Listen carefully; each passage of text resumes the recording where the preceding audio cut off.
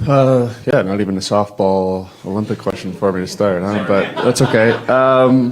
Right into it. Yeah, no. I said at the end of June, I had every intention just to take my time with it, and I still feel the same way. Take my time and go through everything, and I have every intention to win in Edmonton. That's my only focus. Maybe next to winning a gold medal with Canada, but. It is my intention to win there. Taking my time, going through it with, obviously my family, my agent, everybody involved. So we're going through it slowly. Right fucking now. Right fucking now! Well, it is one of the biggest questions that's around the NHL right now, and it's something that a lot of us and a lot of different podcasts have discussed. We've discussed it already a couple times already, but we're going to go in depth today to talk about Connor McDavid and his pending free agency and what this could mean to not only the NHL, but potentially around sports.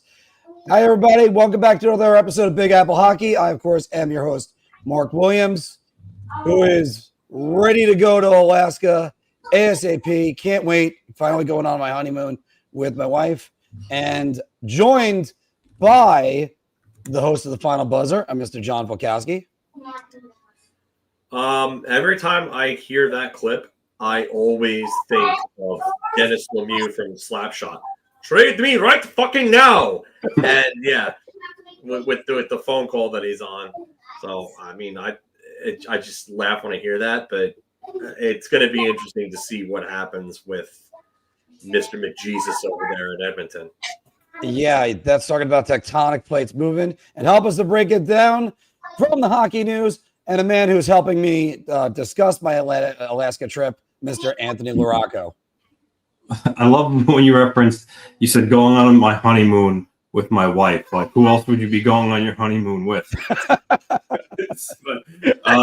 Fortunately. I went on that same one. I think you're going to love it. Have the best time. As for this, hate to rain on the parade, but I know we're looking for news. But for me, this is much ado about nothing. I think McDavid is going to sign in Edmonton. I think his comments aren't anything crazy. I think a lot of players say these kind of things, and I don't know for sure, but I think if you rewind a year ago and listen to some Draisaitl sound bites, I would bet you he probably said similar things, and he ended up signing on September 3rd. So I think McDavid's going to probably sign sometime during training camp. I know there were a couple of reports that after the Canadian orientation camp is over, that the two sides are going to sit down and try to work something out. So I don't think he's leaving Edmonton. I think he's going to get signed by sometime in the middle of September. But we'll see. Yeah, I think that's going to be the sentiment we're all going to have, but we are going to break this down and discuss that right now. Welcome back to the A Block, guys, where we are going to discuss the news around the league, which there isn't much, but here we go.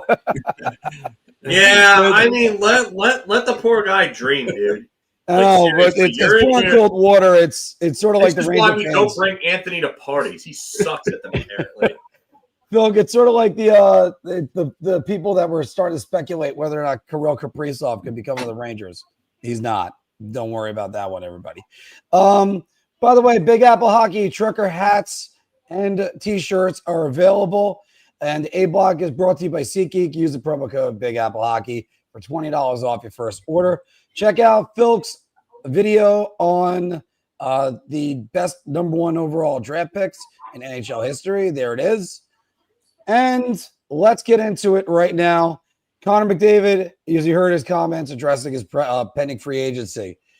You look at the list of accolades this guy has, and since 2015, there isn't anybody with more accolades than him outside the Stanley Cup.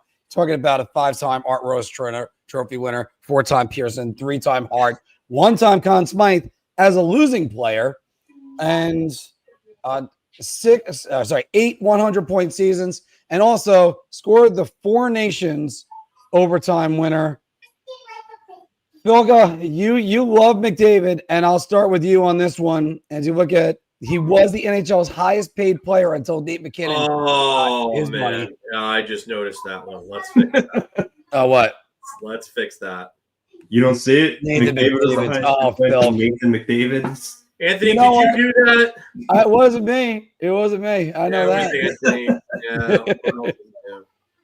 Anyway, so we'll start with this. What is the importance of McDavid's new deal?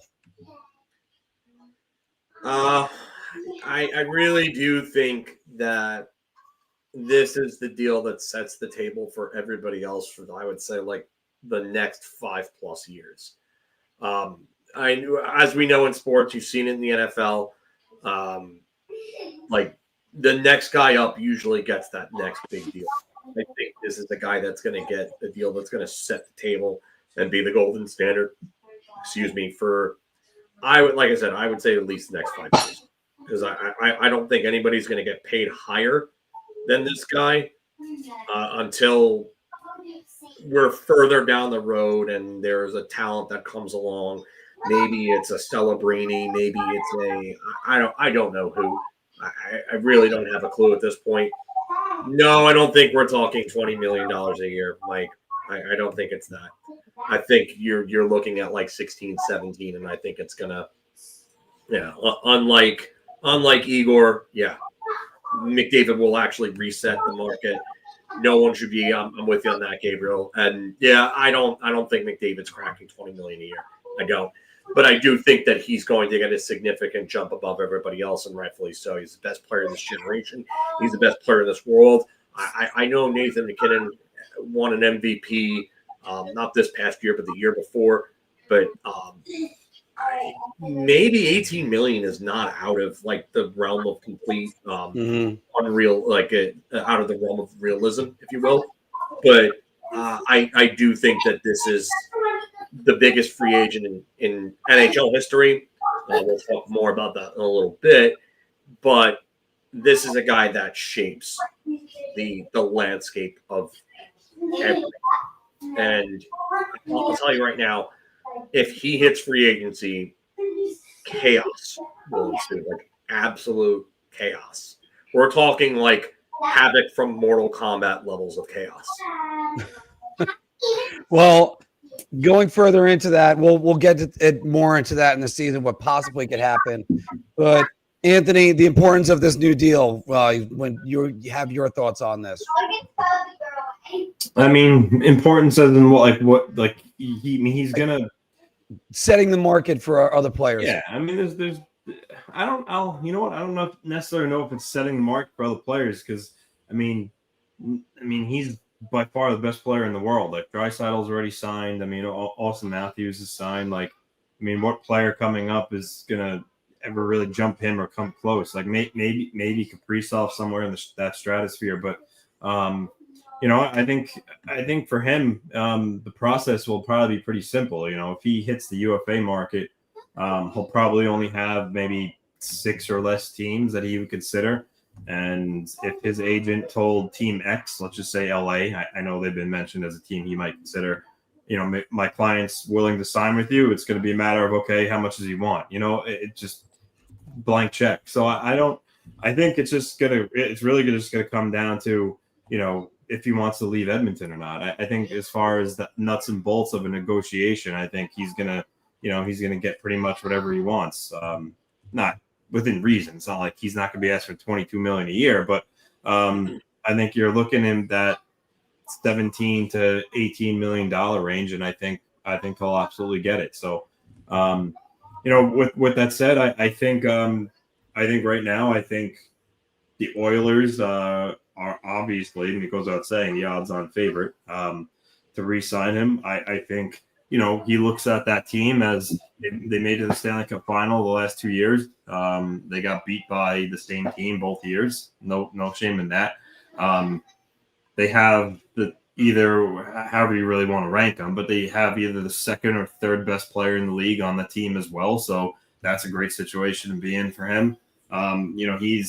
He's a Canadian kid. He wears that leaf proudly. So this is not like a, Matt Tkachuk situation where he's an American playing in a Canadian city and wants to leave for the States. I think he has, no problem staying in Edmonton and Canada long term. So, I think, once they actually sit down and have the heavy negotiation part of this, in terms of, his desire to stay, I think it's going to be a formality with him re-signing. I think the Oilers are going to give him, pretty much anything that he wants. And, but yeah, the folks, if he made it to the UFA market, I mean, that would be groundbreaking. It certainly would be incredible. I don't think it would be chaos in the sense that, 31 teams are talking to him, because that's definitely not happening. Like I said, I think it would probably be maybe. I think you're wrong there, buddy. Well, I no, think I think every team is going to reach out to him, and it's going to throw they may reach out, but ahead of time, I think his agent's going to make it known they probably only can consider like. Yeah, I was going to say, all right, so it's not 31 teams that are in serious discussions, Yeah. but 31 teams are absolutely going to go and send. Oh yeah, they would certainly want him. Honestly, I think it would go similar in the way of Mitch Marner. People talking he was top free agent, right? And that many teams want him. There was no fanfare in that. He was traded to Vegas before July 1st. I don't think there's any similarity between him and I do, in the sense that I think McDavid's, if he decides to leave Edmonton, I think he's going to have his team pretty much picked out. Like I don't think it's going to be a situation on July 1st where it's 5:00 in the afternoon and he's still unsigned. I think it's going to be. Listen, I'm not saying it's like that. I just think that you're going to have 31 other teams talking to him no matter what, and I disagree with this.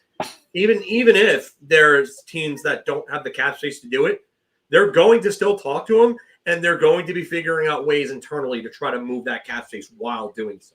Because as Gabriel said here, he instantly becomes the face of your franchise. Let's just say the Rangers somehow get him. There are billboards all over Manhattan. There is a massive press conference for this guy to come in. Like LA, Philadelphia, New York, Toronto. Like, we're talking like big time fanfare. Like, this stuff is gonna be all over ESPN, all over Fox Sports, all over everything.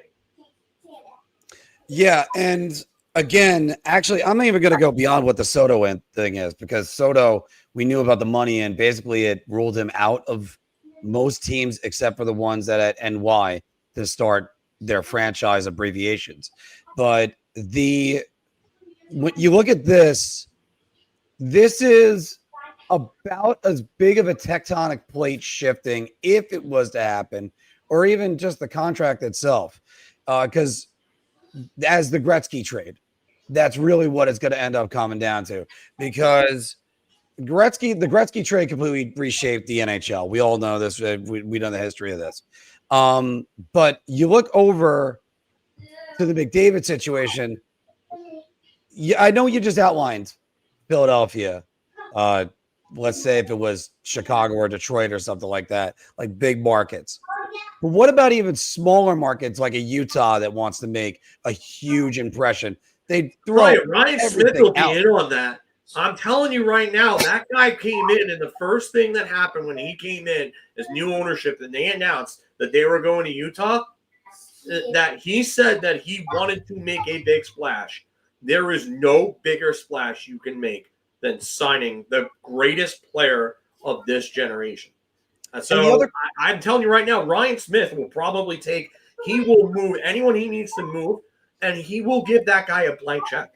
He will. Now, the other question that kind of remains right there, and it's understandable from the comment that Josh threw up there before, is he really a big market guy? We knew guys like Mark Messier was. We knew that Wayne Gretzky could handle it, even though Wayne Gretzky was a little bit more of an introvert. But this is a guy that maybe he's not craving that big market, and you can make that money anywhere.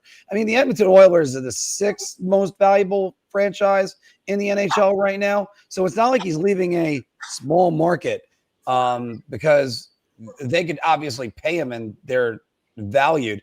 But Anthony, going into this, we talked about this with Artemi Panarin, how the Rangers could potentially deal him, but that's talking about a 25-year-old as opposed to, say, McDavid, who's really still in his prime going in. He's going to have 8 great years. What could possibly happen? Because, I mean, think about this. This is a team that's primed for the Stanley Cup. The longer this negotiation drags on, could it be a distraction? And could Stan Bowman actually think about moving him? So yeah, when you remove all the other factors that go into it and just get down to the nuts and bolts of it, yes, I mean McDavid going into the season without a contract is a little unnerving, and in a if you're just looking at it in black and white, that's a guy that if he's not re-signing, you have to trade him. However, that's also a little bit. Now I know Gretzky was traded; anybody can get dealt, but I also feel like it's a little bit of like fantasy land. I don't think the Oilers would ever deal him. I think they would use every last possible second while he's under team control to try to get a deal done. So even if the season started and then the Olympic break came and then, lo and behold, now we're at March and he's still not, and he's still unsigned, they're not moving him at the deadline. So basically I think they would just take it all the way down to the wire. Like I can't see that happening, but I mean, like I said, technically it should, but it certainly wouldn't. I think this is either going to end, one of two ways. The most likely, A, he re-signs with the Oilers, or B, he actually goes to free agency and maybe he leaves. I don't see a trade or anything like that occurring. Now I know, the Islanders should have traded, for instance, John Tavares, and we would have been down that rabbit hole before. So, yeah, I do believe you should trade a player if he's balking and re-signing. But, again, McDavid's just not any old player. I mean, this is Connor McDavid. You keep the best player in the world on your team for as long as you possibly can. So, I think he's either going to re-sign or test the market. But I'm heavily on the side of him re-signing, and I do think it will happen, sometime during training camp. I really would be surprised if the season starts and he's still unsigned. I kind of agree with you on that one, Anthony, but hypothetically speaking, because he still doesn't have a contract, let's keep going with this. Because Filk, if he doesn't have a contract, it goes past the trade deadline. It's going to be incredibly hard to trade him mid-season with that AAV. So let's say he goes into the first round against LA, and LA, I know this is a stretch, everybody. LA actually wins that playoff series. I know. It's hard to believe.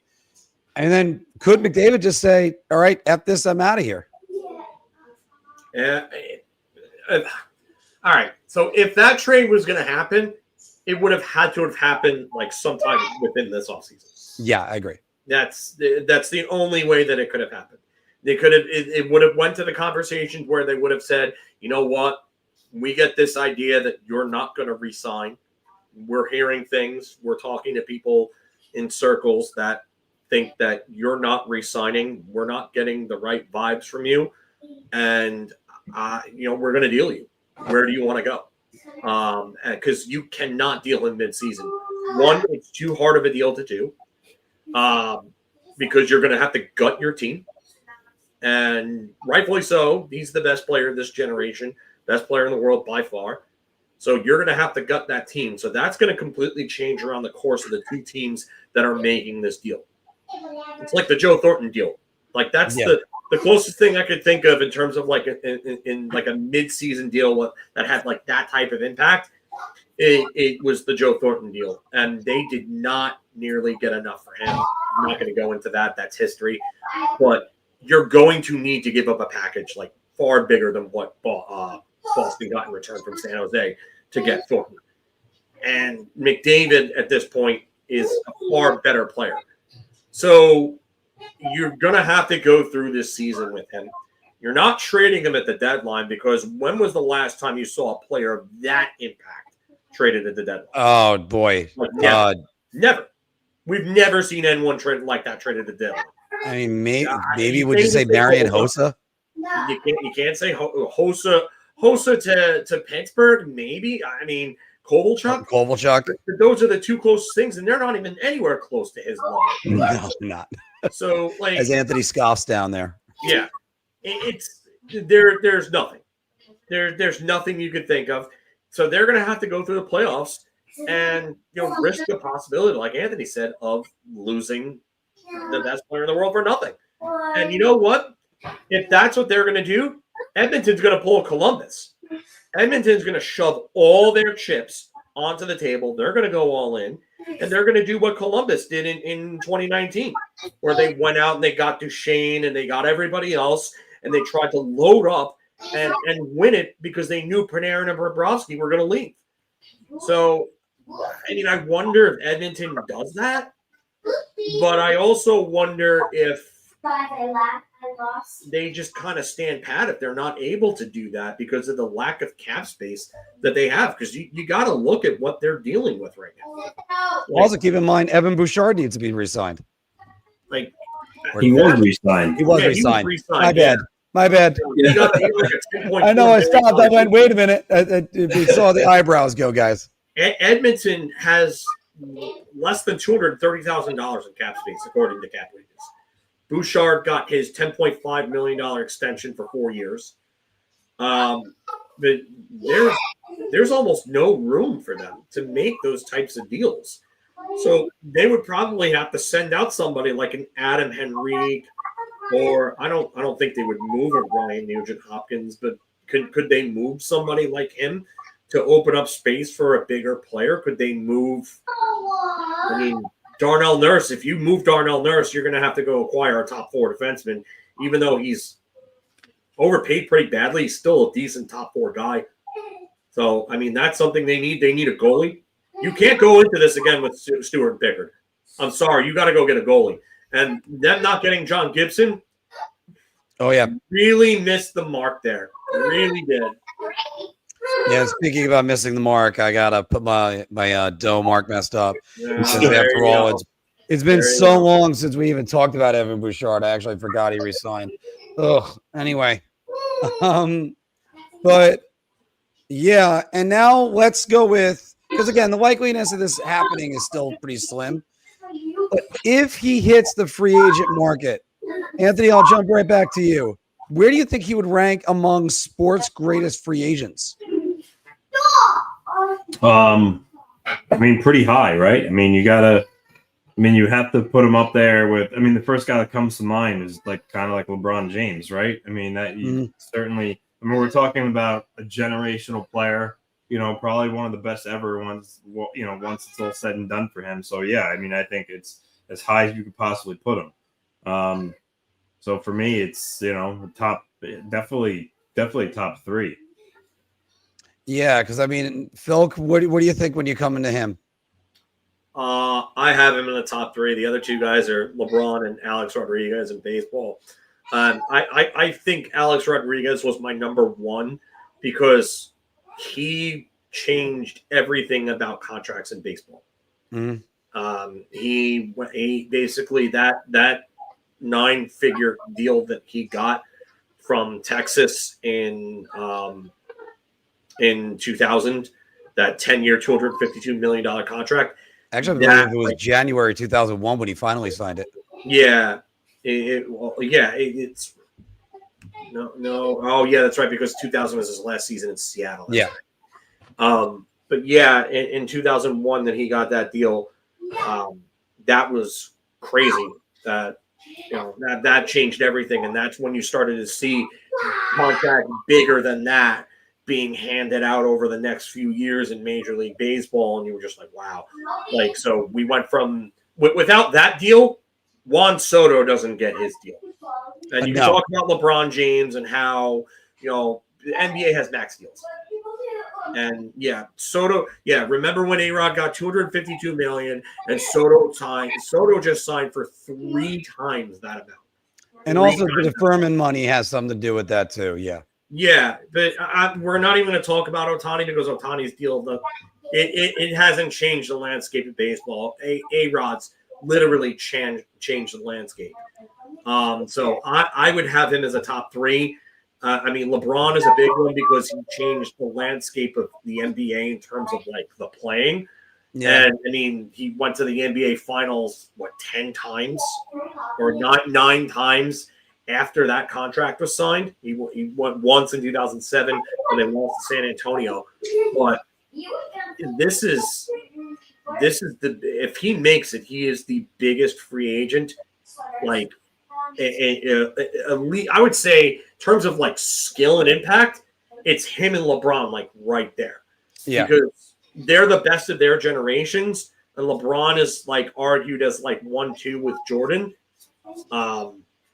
Yeah, this is another great point. He really made the super team thing a thing. Boston, many consider the Celtics 08 team to be the first real super team. But they did that via trades. LeBron started the trend of everybody going to go play with their friends and getting together. Yeah, So, which has not been a good thing for the NBA. and it's not been a good thing. But I mean, that was McDavid would be on that level, because if he goes there, he changes the balance of power in any conference that he goes to. I guess for my list, I would say that he's definitely up there with LeBron James. After all, LeBron James had the decision, which was the most egotistical thing in the world, but he raised money for the Boy Scouts, so good for him with that. And then he just constantly kept on moving free agent wise from team to team to team for the rest of his career. This would be the biggest free agent, obviously, in NHL history. Artemi Panarin, I always say, is the best free agent signing ever, but this would dwarf him by 100% because McDavid is going to change everything wherever he goes. Alex Rodriguez, you mentioned. The only two guys I can think about with football is Reggie White, who had a huge contract with the Green Bay Packers and was big. And the other guy, it's going to sound funny to say this, but Kirk Cousins, who was an unrestricted quarterback that went around. Talking about getting a quarterback with that no baggage that you had to give up. I mean, the baggage was his own interceptions. That's a different story. So, you know, I again, as Anthony poured cold water on this to begin the segment, which usually you wait till now, Anthony, to do that. But I think Edmonton, there's no way you can let this guy go. There's no circumstance this year that he could get traded mid-season. There's no the objective is to win the Stanley Cup. Maybe, and again, maybe he's disgruntled that he leaves because of the first round loss. Maybe they win the cup and he leaves because he's done everything he has to do. Or maybe the opposite could be true as well. They lose in the first round, or and he feels like there's still something left to be done in Edmonton, or they win the Stanley Cup and they want to keep the party going. See, for all the teams that want to say we could have won the cup if not for Florida, Edmonton is the only one that can actually have that excuse. Sorry, Carolina, I don't care. You weren't winning the cup last year. Toronto, nah, probably not either. And I mean, Dallas. Let's not even get into Dallas and the decisions that Pete DeBoer made. So, really, that's again, none of us expect McDavid to leave. If he was going to leave, can you guys, Anthony, let me go with you first again. Can you imagine a team? Can you pick one team you think he would go to? I'm kind of basing this off a report a couple of months ago. I forgot who it was that was speculating that if he decided, he named LA, Blackhawks, the Rangers, the Stars. And I think there was maybe like one more team. Maybe it was Toronto just because he's from there and they're linked to every hometown boy. But yeah, those were honestly those would be my guesses. I mean, if I had to pick one right now, I would lean towards LA. I think he stays in the same time zone. The travel would be similar. Kopitar, this is going to be his last year. I believe they're going to have a lot of cap space. Their team though that's usually pretty good year in, year out.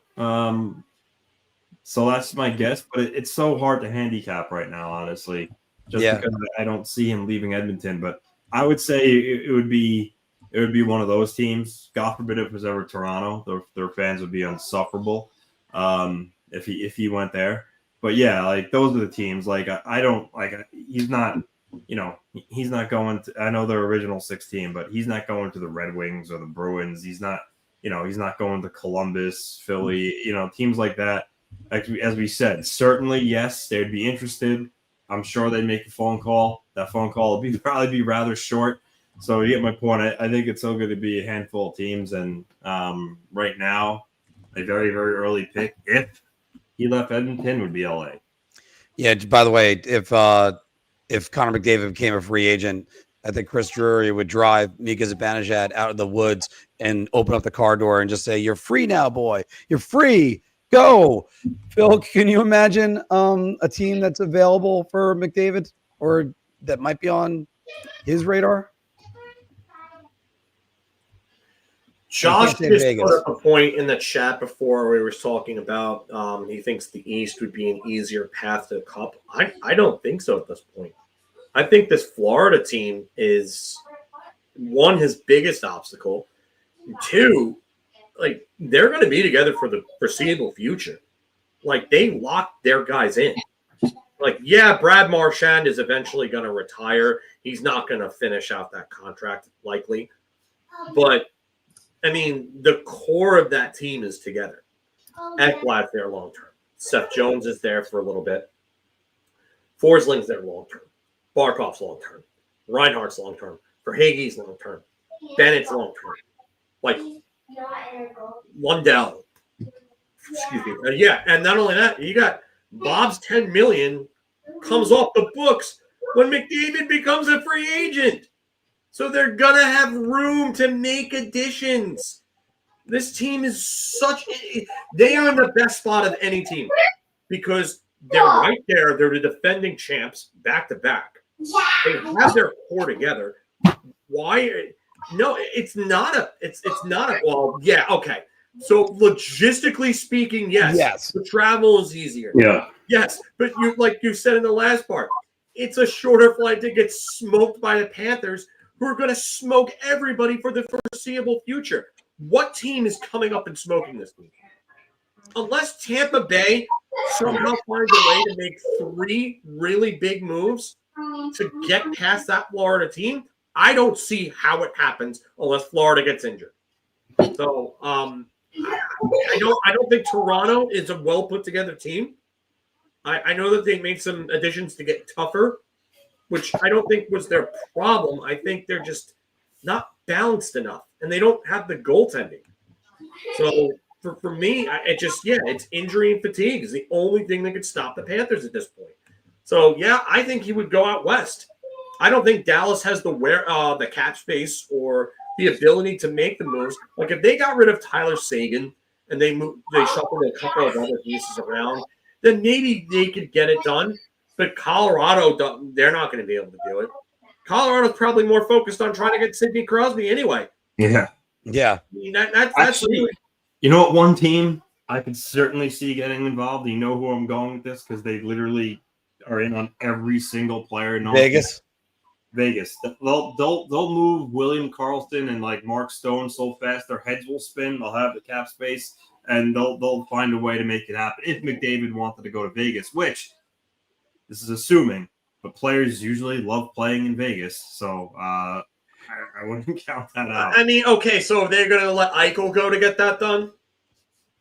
I mean, I don't know.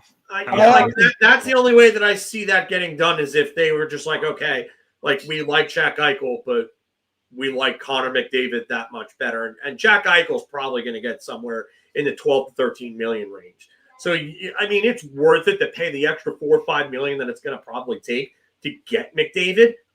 But you would have to let him go in order to be able to get that done. Because I don't think Vegas can weasel their way into this one. And yes, I know I made the joke. They always find the way to get it done. Yeah. But look at their cap situation now. They have $1.186 million in cap space according to Cap Wages. And I mean, the only guy that's really off the books anytime soon that's going to like free up enough space to even get them in that conversation is Eichel, because Stone has 2 years left. So they can't do that. Saad and Riley Smith make $2 million apiece. They're off the books after this season. Same with Lausanne, also $2 million off the books after this season. But they don't. And I listen. I get it. Pietrangelo is probably LTIR retired. Yep. So, but like, I don't know how they get that done unless they let go of Eichel. Well, like I said, if you move a guy like Carlson, it makes roughly 6, and then you move Barbashev, that's another 5. There are ways to do it, and they would certainly exhaust every avenue to try if you want. I mean, how much wing depth are you going to have if you get rid of those guys? You have Marner. Then are you LTIRing? Well, you're not going to be able to do that for the year because that clause is going out the window after this season. I just think that you're leaving yourself with not a lot unless you're banking on Pavel Dorofeyev becoming what Ivan Barbashev is or better. Which he could I just can't help but laugh thinking about this. Jack Eichel coming up for a contract with Vegas, won a Stanley Cup there, firmly entrenched, looks like he's going to resign, and then they walk up to him and go, "We're going to pick Connor McDavid over you." Oh, come on, again? Yeah. That would be the second time. Yeah, that's how it's going to be. I mean, it's like the Crosby Ovechkin thing. They were drafted number 1 overall in consecutive years, come up together, and ever since then they've been compared to each other since 2005. So now it's it's been McDavid and Eichel. That's the generation's big battle. Not really much of a battle. Not really much of a battle, unlike Crosby and Ovechkin. But you basically become Toronto if you do this. Yeah, I think you become a worse version because, like Gabriel said, their defense took a massive hit losing Pietrangelo. That's going to be a tough one, but we've actually, I can't believe this. We actually generated 36 minutes of talk on this one, guys, and we still got a lot more coming at you with our NHL Bar Talk. Shot. This is the easiest I've ever to answer. I'm going to say beer. I can't even begin to describe. I'm actually going to go crazy. I'm going to buy everybody around on this one. And welcome back, everybody, to Big Apple Hockey's Bar Talk, where we gauge our confidence on NHL topics based on our choice to drink. So confident that you're buying around, so have a beer. Oh, God, give me a shot. If you're Edmonton fans listening to that segment, I think you're kind of stuck on beer right now because we had a lot of positive talk, but there was some gloom and doom in there. Play along, guys, down in the comments below. And, of course, remember Wing Wednesday at Boss Croakers. I worked it last night. Come on down, 40-cent wings, $2 tacos, $4 Miller Lights, and Yinglings. Mark, now, real quick, while you were playing the intro to Bar Talk, I was curious because we're talking about Vegas and McDavid. I looked up. So the salary cap for this season is 95.5. For the 26-27 season, it's going up to 104. So that's $9 million more. So just take that into consideration when you talk about that. That is actually a good point, Anthony. And you know what? A lot of people have said by the time the cap, I think in about 5 years, they said it's going to be almost like the old days, like the haves and the have-nots. So what they have to do is, I think Phil said this best, they got to increase the salary floors. You got to get on that and make sure that these other teams are spending. But you know where money is being spent? Belmont. Because after all, the Belmont racetrack is expected to be completed by 2026. That is right next to UBS Arena where the New York Islanders play. So why not take a game from UBS? And Anthony, the NHL should give the Islanders a winter classic at Belmont Racetrack. Yeah, John Collins was recently talking about this. I'm assuming that's where you got this topic from. Yeah, I mean, I'm John Collins obviously used to work for the NHL. He's part owner now. He's in that ownership group. They took the All-Star game from him last season. This, like you said, the racetrack's going to be done soon. He talked about he would love to host one. I do think at some point, yes, they will get it. It's just a matter of, who do they play? Is it Islanders, Rangers? One of the reasons why, when you kind of talk about this, why it's never the Winter Classic. Granted, they did play that outdoor game, is because the Winter Classic, it's such a regional matchup.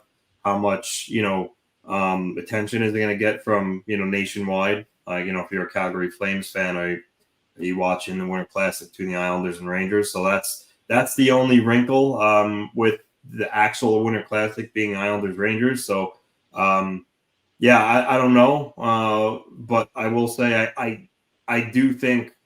I mean, I know this says should. If I said they are going to or they will, I would say round because I do think eventually the league is going to give it to them. As for should, I'm going to say beer on that part of it because again, what team could they play that would kind of bring that national interest to it. So if you stick them against a team like, honestly, you know what, the Oilers. I mean, the Oilers are the two best players in the world. They had the rivalry from the 80s. You do that just to get more attention on it. That's actually possible as I'm thinking about it in the moment. But yeah, as it's worded, beer. But I do think it would be a round if the question was because I do think they will at some point. Phil, you think the Islanders should get a Winter Classic at Belmont Racetrack?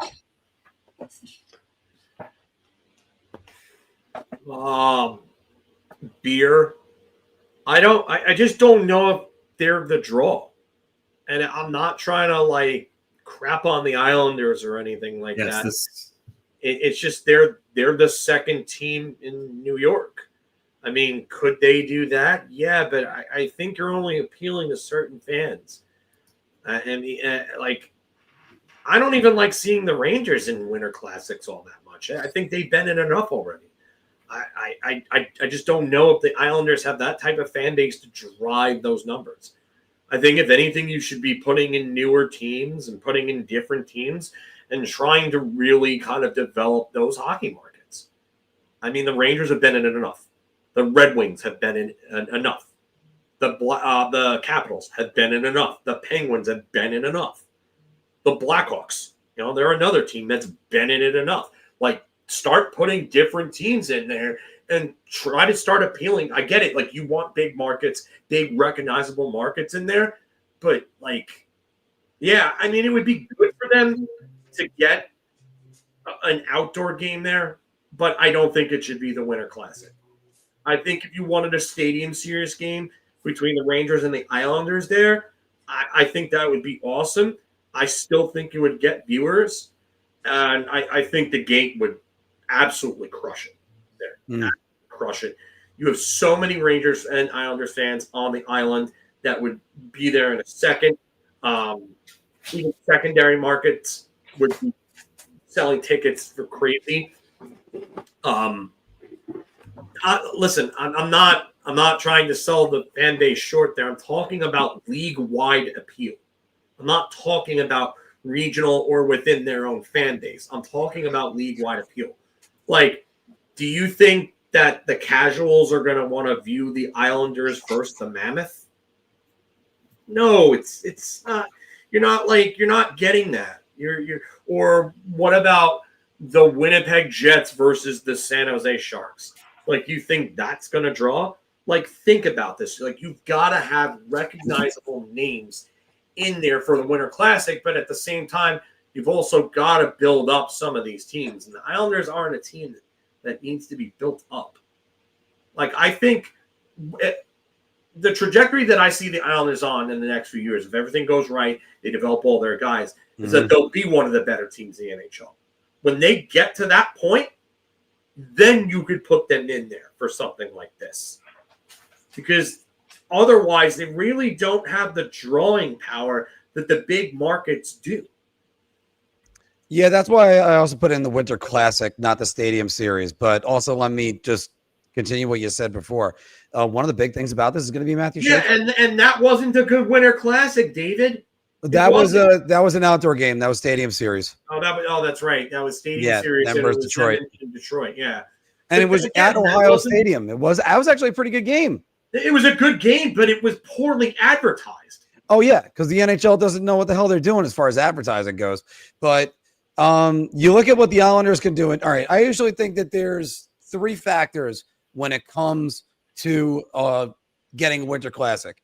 You either have, or even an outdoor game itself, you have the teams that are involved, not necessarily what I'm going to get to the second one, is there a team that's going to draw people or a player that's going to draw people? Because Alexander Ovechkin's done this numerous times, and Washington isn't exactly the biggest market that there is. Do the Islanders have that player that's going to draw anybody? They could, maybe with Matthew Schaefer. We'll see about that.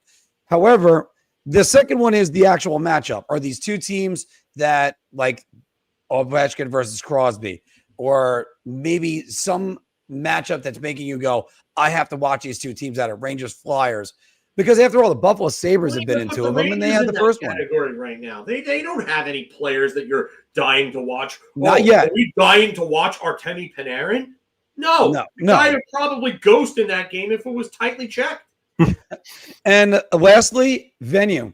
Because after all, MLB has been smart enough to do this with a lot of different things, whether it's the Little League World Series event game that they'll do, or the Field of Dreams game, or they just did the Raceway game last month. Those are all fantastic ideas. The Raceway game had weather trouble. That's a different story. This would be something they could construct stands. It's the venue itself would definitely attract viewers. People would be like, wait, a hockey game at Belmont Racetrack? That's interesting. Let me see about that one. And yes, the Stadium Series between the Rangers and the Islanders, that was a big one. Also, the circumstances of the game developed a documentary that came out of that ESPN produced. Sorry about that, Anthony. And it's stuff that the NHL has to start thinking outside the box. You can't just think, all right, we're just going to slap a piece of ice anywhere. David, I'm sorry. I don't see this. I actually think the Toronto Maple Leafs are more the Dallas Cowboys. I understand what you're saying, though. There's a lot of hatred. I know. One of us three would watch to see the Toronto Maple Leafs lose. I wonder which one of us three that would be. It would be somebody here. I don't know if they're wearing a hat or not. All right, but let's go over to the New York Rangers, guys. And by the way, I think I said round on that one. I'm not sure if I put up the graphic. Let's go to the man who's in net, who's getting paid the big bucks, Igor Shesterkin. 3 consecutive years where his goals against average and save percentage have declined. Phil, going to start with you. Igor Shesterkin will statistically rebound this season. I'm going to go round, but it's because the bar is in hell right now. You realize this is Ilya Shesterkin? Did you do that? Oh, you bastard. You bastard. Anthony, what the Seriously? All right. So Igor Shesterkin, he'll statistically rebound. 27 and 29. It's the first time that he finished under 500, which is crazy. He led the league in shots against and saves. The .905 save percentage and a .286 goals against. And had 6 shutouts, actually. Crazy enough, despite that. So, yeah, I think he's going to definitely rebound. To what point is really the question. Yeah. Because the defense in front of him is still suspect.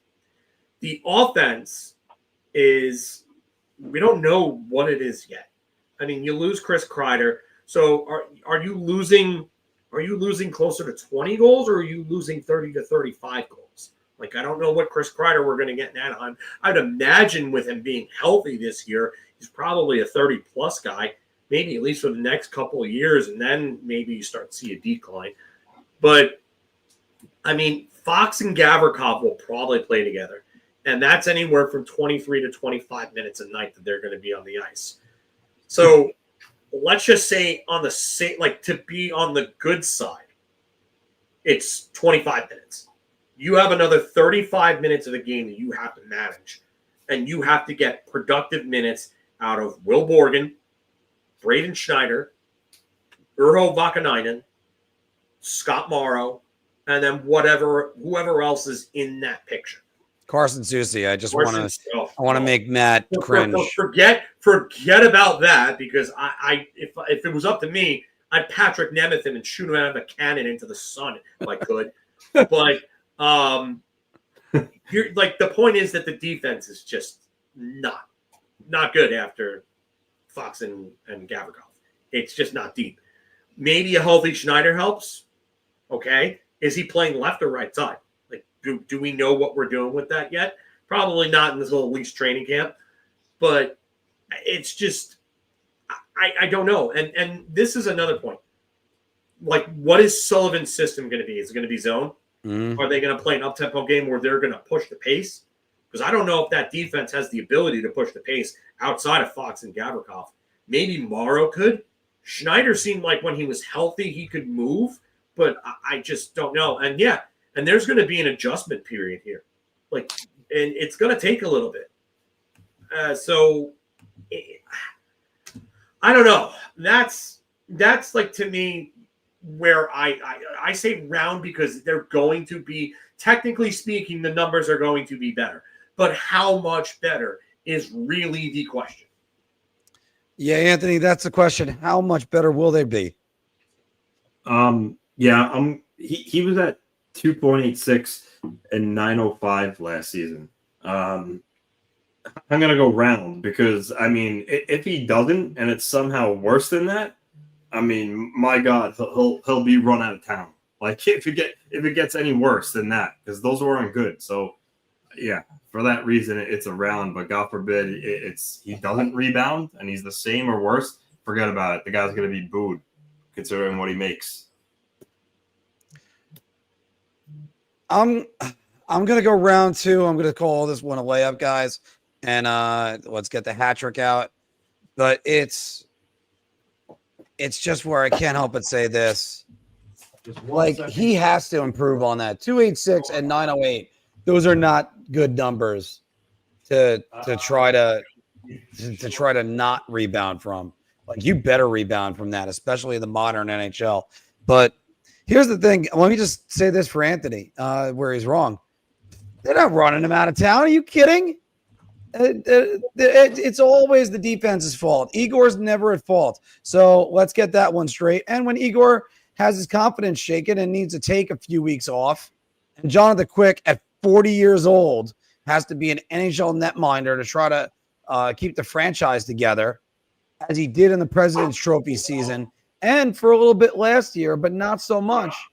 That's just something that, like, I can't look at it and go, this is something I can confidently say. And yeah, looking at that defense, well, guess what? Now you're getting paid $11.5 million.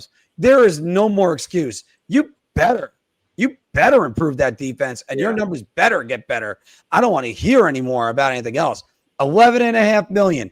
You're making $3 million more than Henrik Lundqvist did in his prime, and he played with much worse defenses. So let's get that one straight. Yeah. Can Mike Sullivan fix the scheme? You know what? Yeah, Mike Sullivan's a really good coach. Arguably a great coach, depending who you talk to. But this is something that it's frustrating because, again, there's just the players that Ranger fans never. You got to blame somebody sometime. Somebody's got to get yelled at sometime. Everybody's not perfect. Even Connor McDavid. Connor McDavid went and he worked on different things in order to get better. So get with the program, everybody. And just because I'm criticizing him doesn't mean like I'm anti-Igor. I'm not anti-Igor either. I know I give off that impression, but it's just, you cannot, that contract, no goalie should be making $10 million a year. I'm sorry. No goalie should. No goalie should be making $3 million more than Connor Hellebuck. And I don't want to hear the Hellebuck sucks thing, because he's the only active goaltender with 3 Vezina trophies and a Hart trophy. That guy's going straight into the Hall of Fame, and there's a good chance that Igor Shesterkin isn't. And let me throw one more number out of this one. After Carey Price signed that contract, he had 2 seasons where he played the most minutes in the NHL. That is absolute insanity. And that's what you have to do, because you're donating resources to other areas. And you got a goaltender who plays 58 games a season, guys.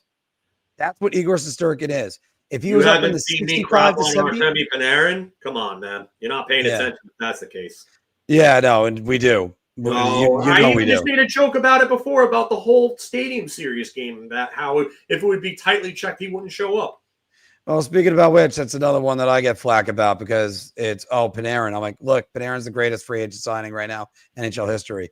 That being said, I still wouldn't re-sign him if I'm the New York Rangers, especially at $35 million. And if he wants $11 million a year, you got another thing coming. Let's look at a team that looks like they're heading towards the bottom. The Philadelphia Flyers, who are at the bottom of the Metropolitan Division, 76 points. They were tied for fourth worst in the NHL with the Boston Bruins.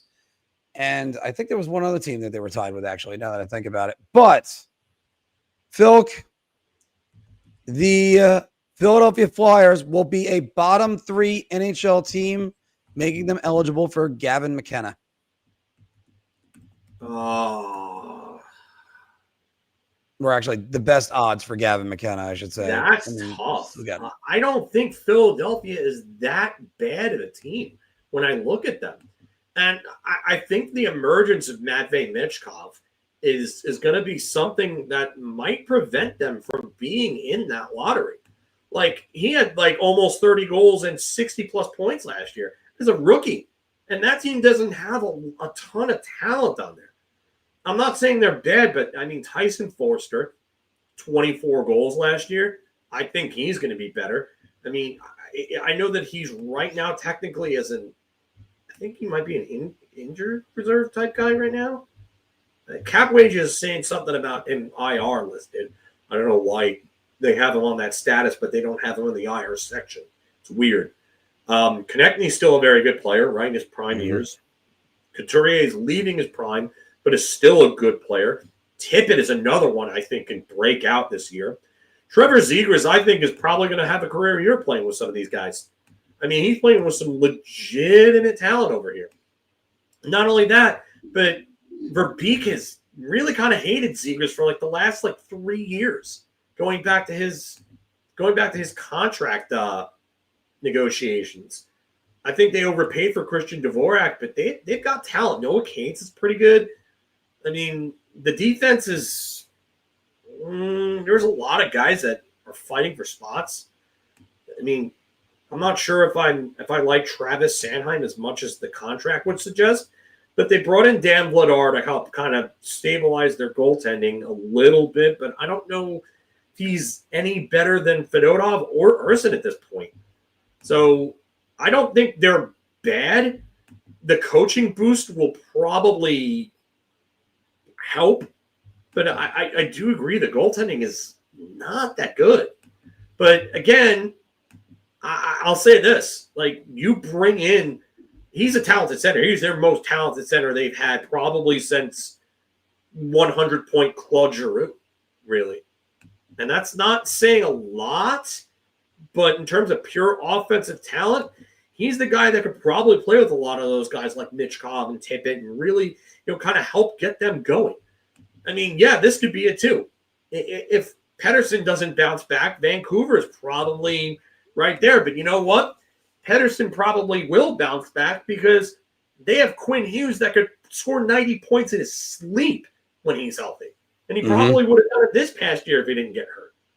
So did Phil freeze or did I freeze? No, I didn't hear any. You froze. I froze? Okay. I think you froze. Hear everything I said, or you said Quinn Hughes can score 90 points in his sleep, which is funny because that's going to be coming up soon enough. Yeah, I mean that's the thing. I mean, you got that type of talent in Vancouver. Maybe they're not a bottom 3, but I don't know if I see Philly as a bottom 3. I'm going to say Beer. No one froze on Aaron. Okay, well that's good. This is a tough one, and because the other part of it is you haven't mentioned this yet. Rick Tocchet is in his first season. You don't get a coach like Rick Tocchet to tank. Now, their goaltending just is not in good shape. I thought about making a comment about this question about Dan Vladar, Phil. So I just don't know where to go with this one. So, by the way, what'd you say for this? Was this a beer or was this Yeah, I was a beer. Yeah. I think if things go wrong, sure they can end up there, but I think there's enough. Like to me, they have more talent than Chicago. Yeah. I think they have more talent than San Jose. Uh, I don't. I see them ahead of some of the other teams, but like I mean, Buffalo, they're so dysfunctional that I think they could end up there. I don't know. But even in a weak metropolitan division, I still think they could go and snag some points, and that's if things break the right way or wrong way. But I got to go with beer because they're still a last place team. I don't think they're as bad as what people make them out to be, and like I've seen somewhere that people think that like they could be San Jose, but I don't think that's going to be happen. They do have more talent than Boston, Buffalo. They added talent, and again, Matt Van Mitchkov is going to be somebody that we're going to look at and go, you'd love to see what's going to be of him. And let's talk about the guy first. Well, we'll talk about the guy that was drafted ahead of him just in a moment.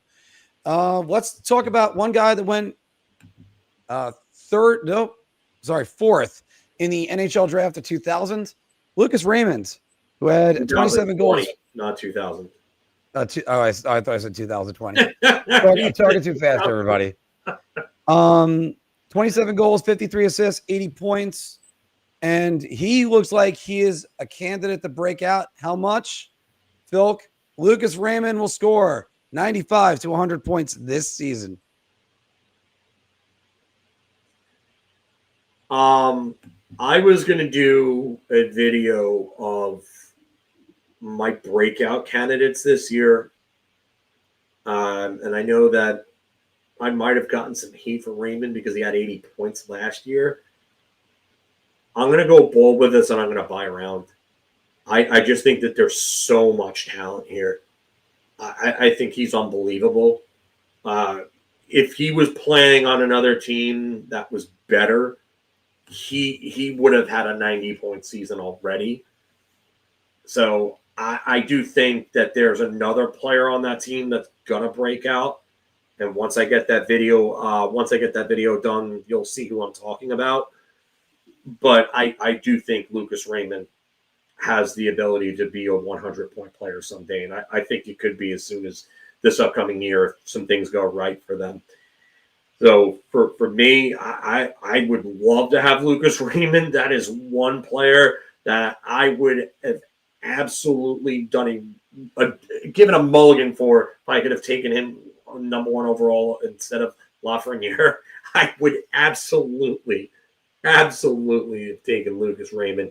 He is just unreal. So I'm going to go round. I'm going to go beer because I think that's a lot to ask of him. That's a 15-point jump. I do believe Lucas Raymond has the talent for it. And I think a lot of other factors still have to play into this.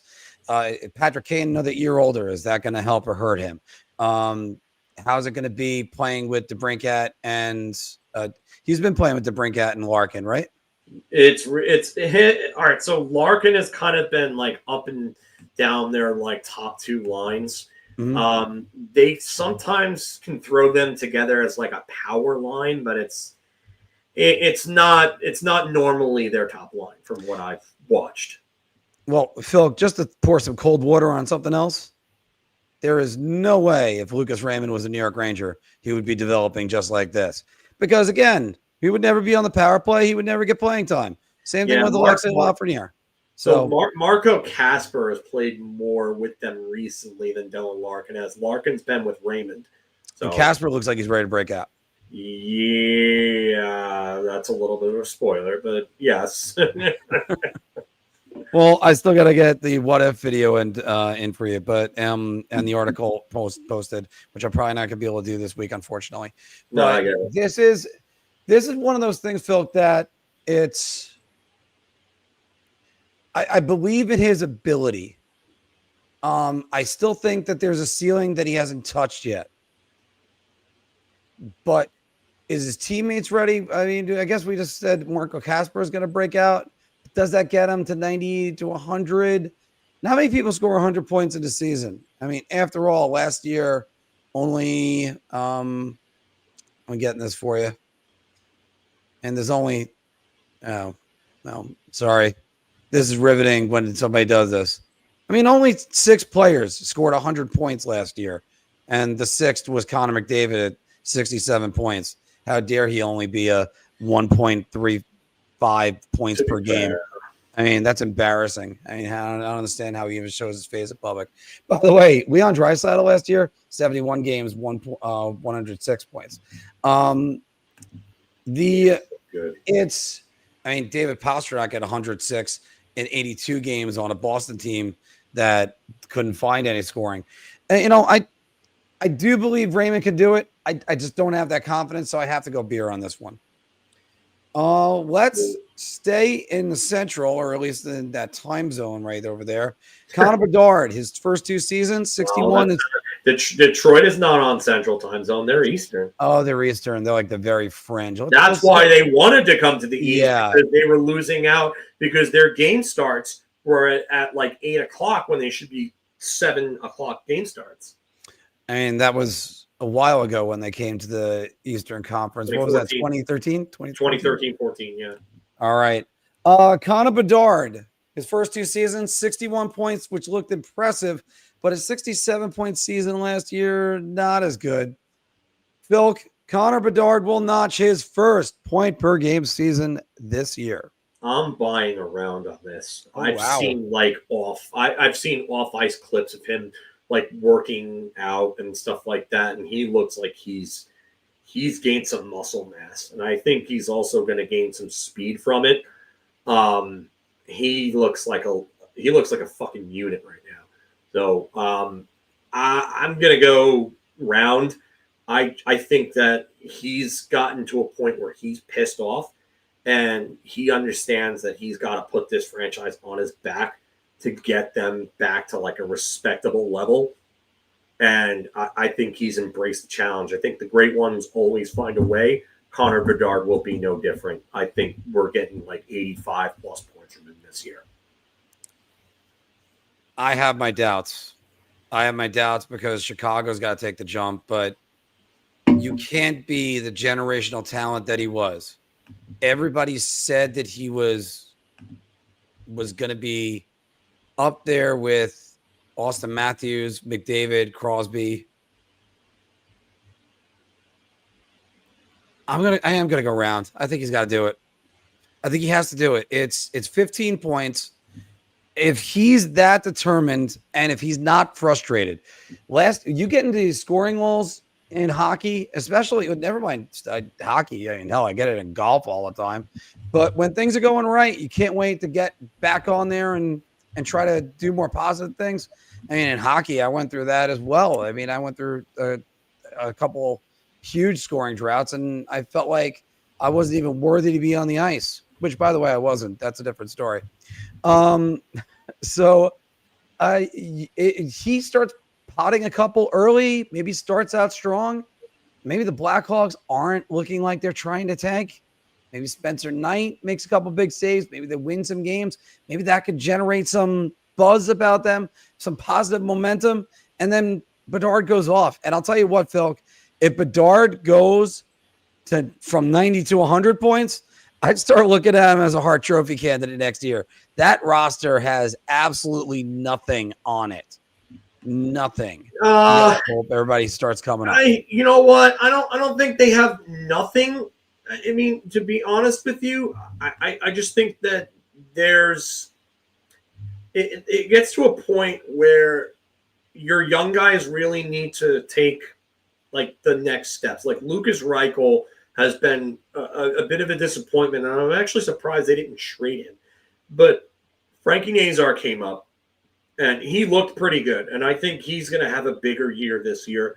I do think that he's going to be a really good player in their top 6 for a long time. Alex Vlasic is one of the most underrated players in the entire league and is probably the most underrated defenseman and has the best contract for me for any defenseman in the league right now. And by the way, probably the best nickname that he might not even know about. My wife calls him Pickle Rick. That's great. I don't know why that. I can see why now that you said Classic that. Pickles. Yeah, I mean, I just think that there's talent there, and there may be others that might come up through their system this year that end up like making impacts with that team. Obviously, Artem Lashunov, we're going to talk about, but really, it's yeah. And this is a great point from David too. Crosby had Malkin and Lemieux. Like Lemieux came back, and funny enough, a little known fact about that 1 year that Lemieux was there in 05-06 was that Crosby was scoring just about a point per game when Lemieux was there, but he had like 70 points in like the 50 games after Lemieux actually like retired mid-season. Like Crosby's points went up big time after Lemieux left. So I do think that, yeah, there's a point there, David. So I think it's the younger talent around him that's going to come along and really kind of help him out. It's not the veterans, although I do think there needs to be some balance.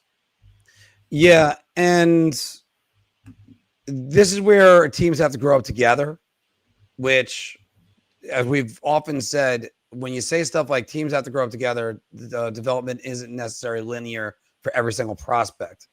The rare teams that ever get that to happen, like, I don't know, I'm just picking the Edmonton Oilers out of my head.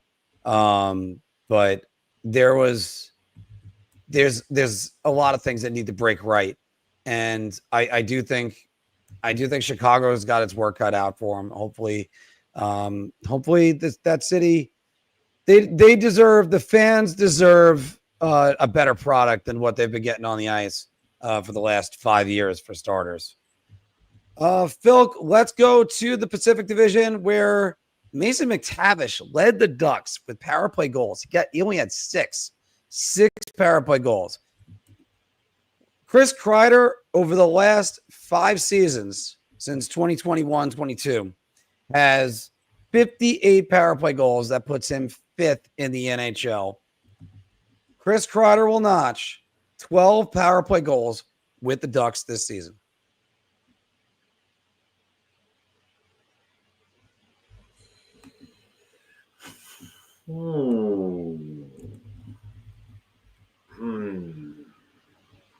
That's an interesting one. I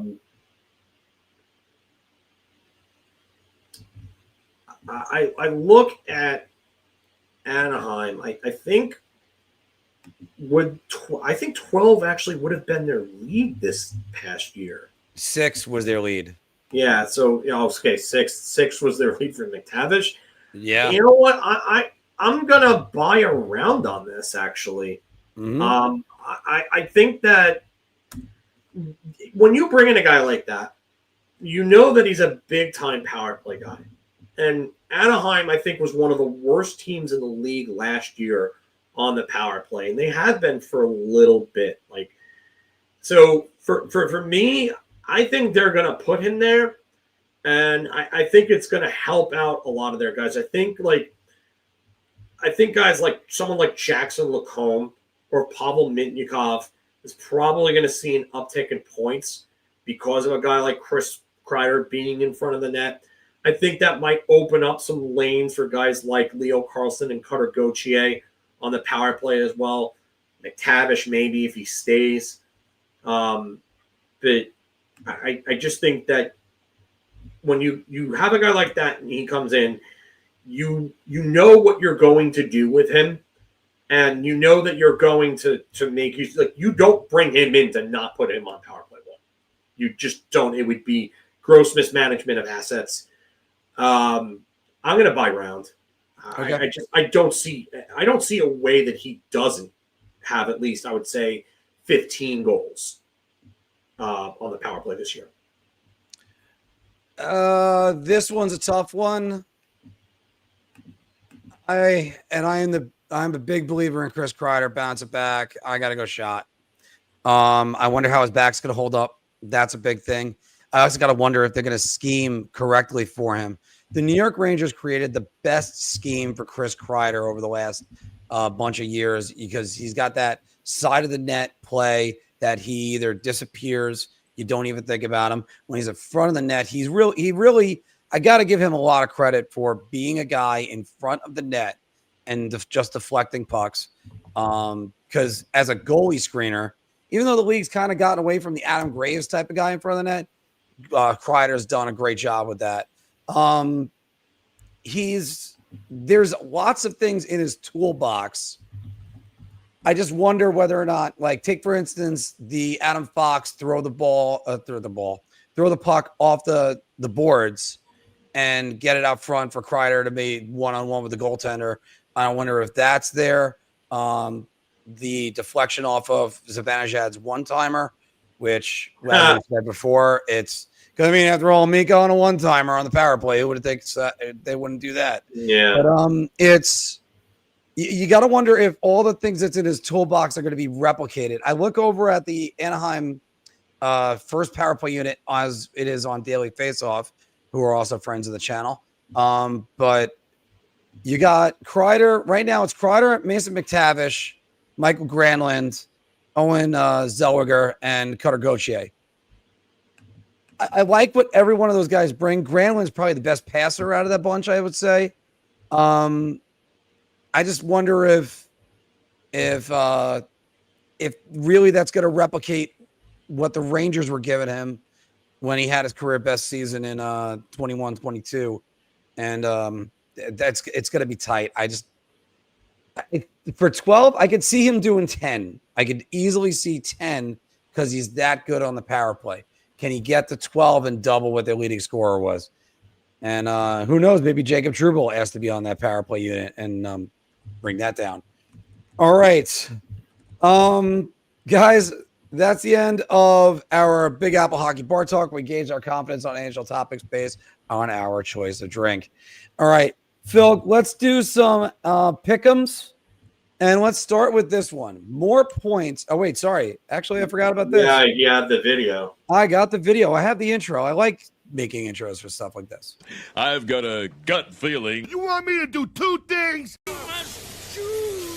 Yeah, well, that's just like your opinion, man. Now shoot! Well, now you're going to have to choose because we're doing the Big Apple Hockey Pick'ems. And let's start with this one, Phil. More points next season, Cale Makar or Quinn Hughes? It's tough to go against Makar. It is. I mean, the guy registered 2 90-point seasons in a row. I think the only other defenseman to do that outside of Makar, I think, are Orr, Coffey, and Ray Bourque.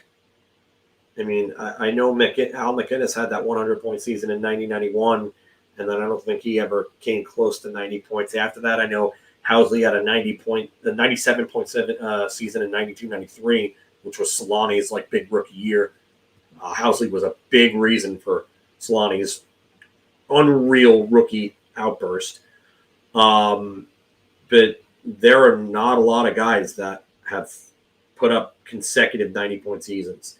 So, as defensemen, should say, sorry. Mm-hmm. But yeah, I gotta go with Makar, but I could see this being very close because Quinn Hughes is going to be how the offense operates in Vancouver. Everything is going to go through him. The breakouts start with him. The power play is quarterbacked by him.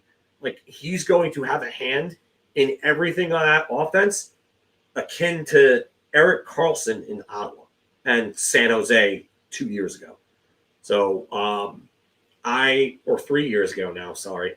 But yeah, I think it'll be close. I just, when you have the second or third best player in the world, one of two guys that even comes close to Connor McDavid as the top center on your team, and the other way that the power play runs through, I just think there's more opportunity for points, and I think Cale Makar, out of any defenseman, is the best shooter.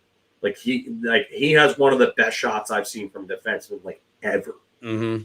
So I gotta go with Cale. I'm going with Cale specifically because he's always healthy. Ever since his rookie season when he wasn't a little bit. I think that was just a freak injury too. Quinn Hughes, though, let's just say this. He had 76 points in 67 games. That translates out to 1.2 points per game. And if you times that by 82, that puts you at 92 points, and that would make it right there with Cale Makar. So they're the people that are just that are immediately dismissive of this. It's not that dismissive. And think about this. Cale Makar is playing with a peak Nate McKinnon right now. Imagine if Quinn Hughes is playing with a peak Elias Pettersson. This could get a lot closer than what people think, and even tilt the scales in Quinn Hughes' favor, which will be very important for him to do if he wants to demand a trade to the New Jersey Devils. All right. Phil, more points this season. Let's go with an elite rookie versus a seasoned veteran, and that would be Mitchkov versus Ehlers. We both had 67 points last year, by the way. I'm gonna go Matvei Mitchkov. I just Martin Steiner. Oh shit! Oh my god!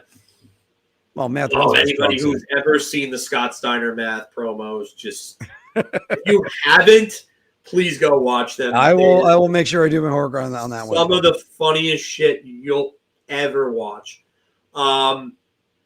I will go Mitchkov here. I think he's going to have more freedom and more responsibility offensively.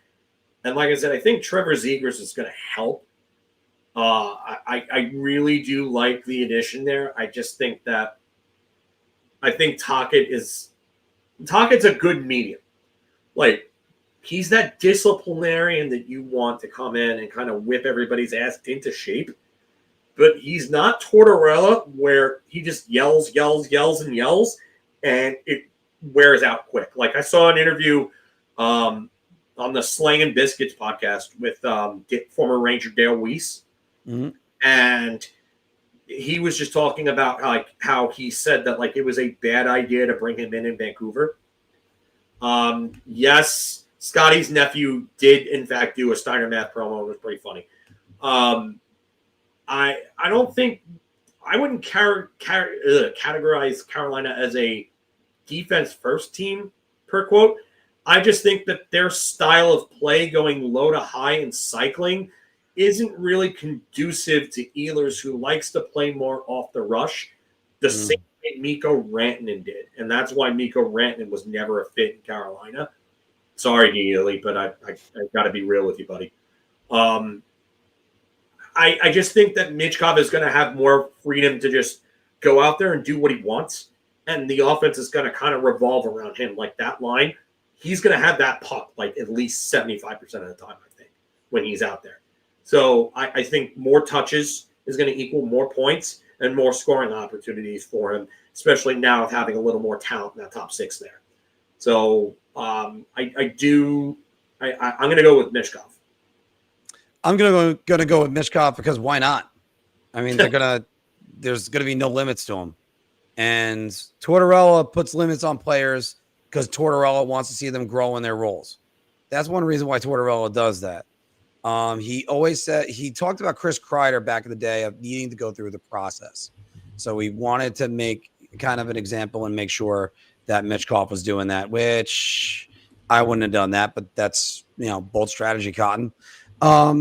When it comes to Ehlers, I agree with you. I'm not exactly 100% sure if he's a perfect fit for that system. I don't see him going to 70 points right away. So in that manner, I see a better season on Mitchkov and maybe a plateau, if not a parallel season for for Ehlers. I wouldn't exactly be in love with this. All right, let's go to two guys. One of them that signed this week, Marco Rossi. As Phil, you said last week that was coming to an end sooner or later, and it ended it with him being in Minnesota. More important to their team's success, Marco Rossi or Trevor Zegras? This is tough. Marco Rossi being there, I mean, if he wasn't back there and they didn't find a center, who was going to come in and help out Kaprizov and those guys in the top six? Because your top center would have been Joel Eriksson Ek. And while he's a very good top six center, he's more so regarded as a two-way guy that can give you maybe a 30-goal season, but he's not a big-time playmaker. Marco Rossi has the ability to be a big-time playmaker at this level. Like, I do think the best years are like still ahead for Marco Rossi. I think he could be an 80-plus point player. But with that said, Trevor Zegras comes in and he's instantly the most talented offensive center that they've had in a while. Like I said, probably since Giroux's like 100-point outburst in 2017-18, where he finished top like 4 in scoring and Hart Trophy voting. So I really do think that Zegras. No, I don't like. Listen, I don't think Philadelphia is going to be a playoff team. I'm not saying that that's going to be the case, but I think he helps out a lot of the wingers that they have, because they have some talented wingers. It's just they never had the center depth. They didn't have a real top end offensively talented center to play with them, and I do think Zegras could be a 70-plus point player for them. Like I again, not talking about their goaltending, not talking about their defense, not talking about any of that. I'm talking about their offense, and this is what it comes down to for me. It's like you need center depth. You need to be able to have two competent centers at the top of your lineup that can come in and be productive in your top six. And Philadelphia hasn't had that for a while. Like, Couturier is a good two-way center, but where, like, outside of his, like, 130-goal, 70-point season where I believe he won the Selke, like, where is the offensive talent? Like, I just don't see it. Yeah. I think that when you have a guy like Zegras that could come in and help these guys out offensively and get them the puck, like, I think it helps. So I think the lack of depth on that team, Zegras becomes more important to them than Rossi would be to Minnesota, although it's very, very close. Yeah, I got to say it's very close. I am actually going to go with Rossi because I don't like the center depth in Minnesota almost in any way, and they're very wing reliant, and that's tough to do. That's tough to win when you don't have good center depth. Like, take for instance, look at the Rangers of the mid 2000s or 20 and 2010s, I should say. They had okay center depth, maybe good center depth if you want to say that. But they didn't have that center that changed everything. That's what Brad Richards was supposed to be. He wasn't his first season with the Rangers. Getting back to this team though, they do have great wings, and one of them is a former Ranger again, Matt Zuccarello. Although he's starting to get a little bit long in the tooth, hopefully he's still going to be able to do that right there. So I look at this, and Zegras right now is listed on Daily Faceoff as a left wing. So it's hard to say that he's a center, but he is a center. He's a natural center. And I think eventually he's going to win that job. I just hope Trevor Zegras takes hockey seriously. Just understand it's more than just being a celebrity. You gotta actually put in the work. And if he does, if you put work ethic on Trevor Zegras, whether or not that's true or not, I'm saying it from the outside, guys. And that's why I brought up the Tocchet point before. I think Zegras has needed that type of guy to come in and really kind of like be like, hey, like, and I think the deal will kind of help him too. I definitely think that we're looking at like a player that's needed that swift kick in the ass to really kind of get him going. Remember how like JT Miller how he said like the trade to Vancouver was what really woke him up. I hope that's the wake up call for Trevor Zegras. Yeah. And we're gonna get through 2 more of these, and then I got some good blind rankings. I had one for Anthony, but if he's not back, we're just gonna do just one blind ranking. I'm gonna say something real quick because I just found something. And I normally don't like doing this, but I know who you are in the chat there, Bluegrass.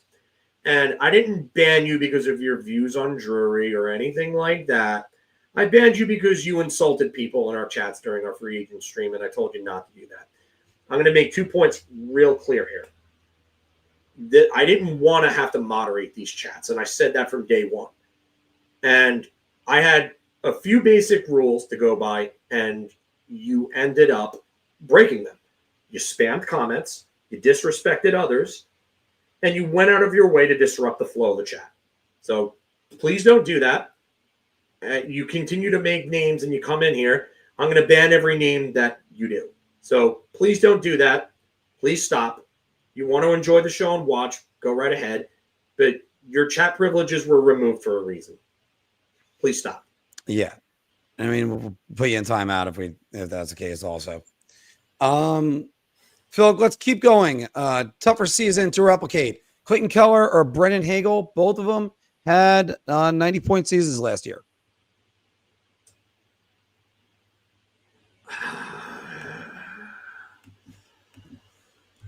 It's tough for me because what Brandon Hagel did this year is something that hasn't been done in probably about 40 years, where he had 0 power play goals and had 35 goals, which is unbelievable that he could score 35 goals and 90 points without having a single goal on the power play.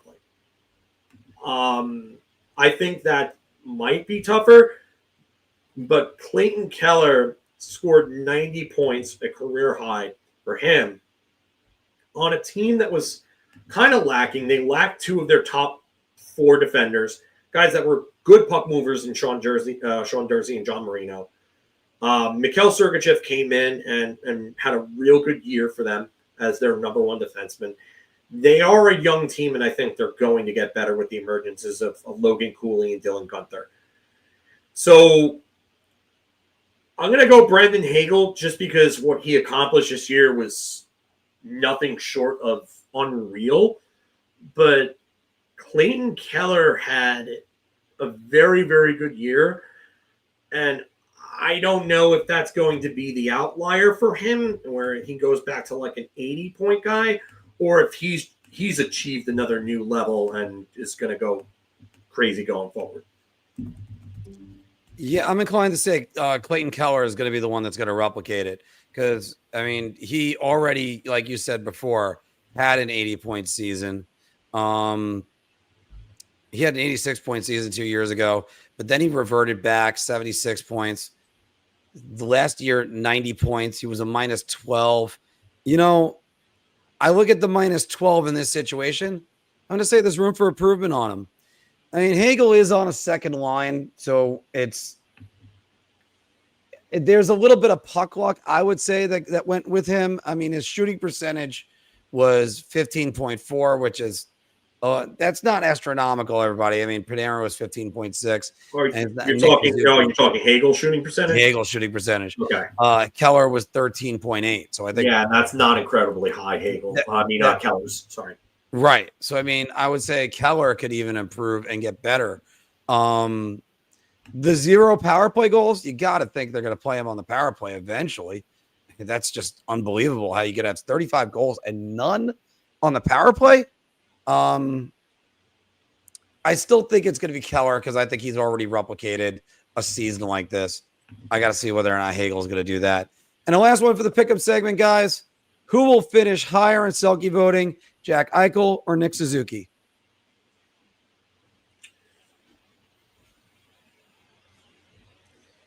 I want to see if I can pull up the Selke voting last year.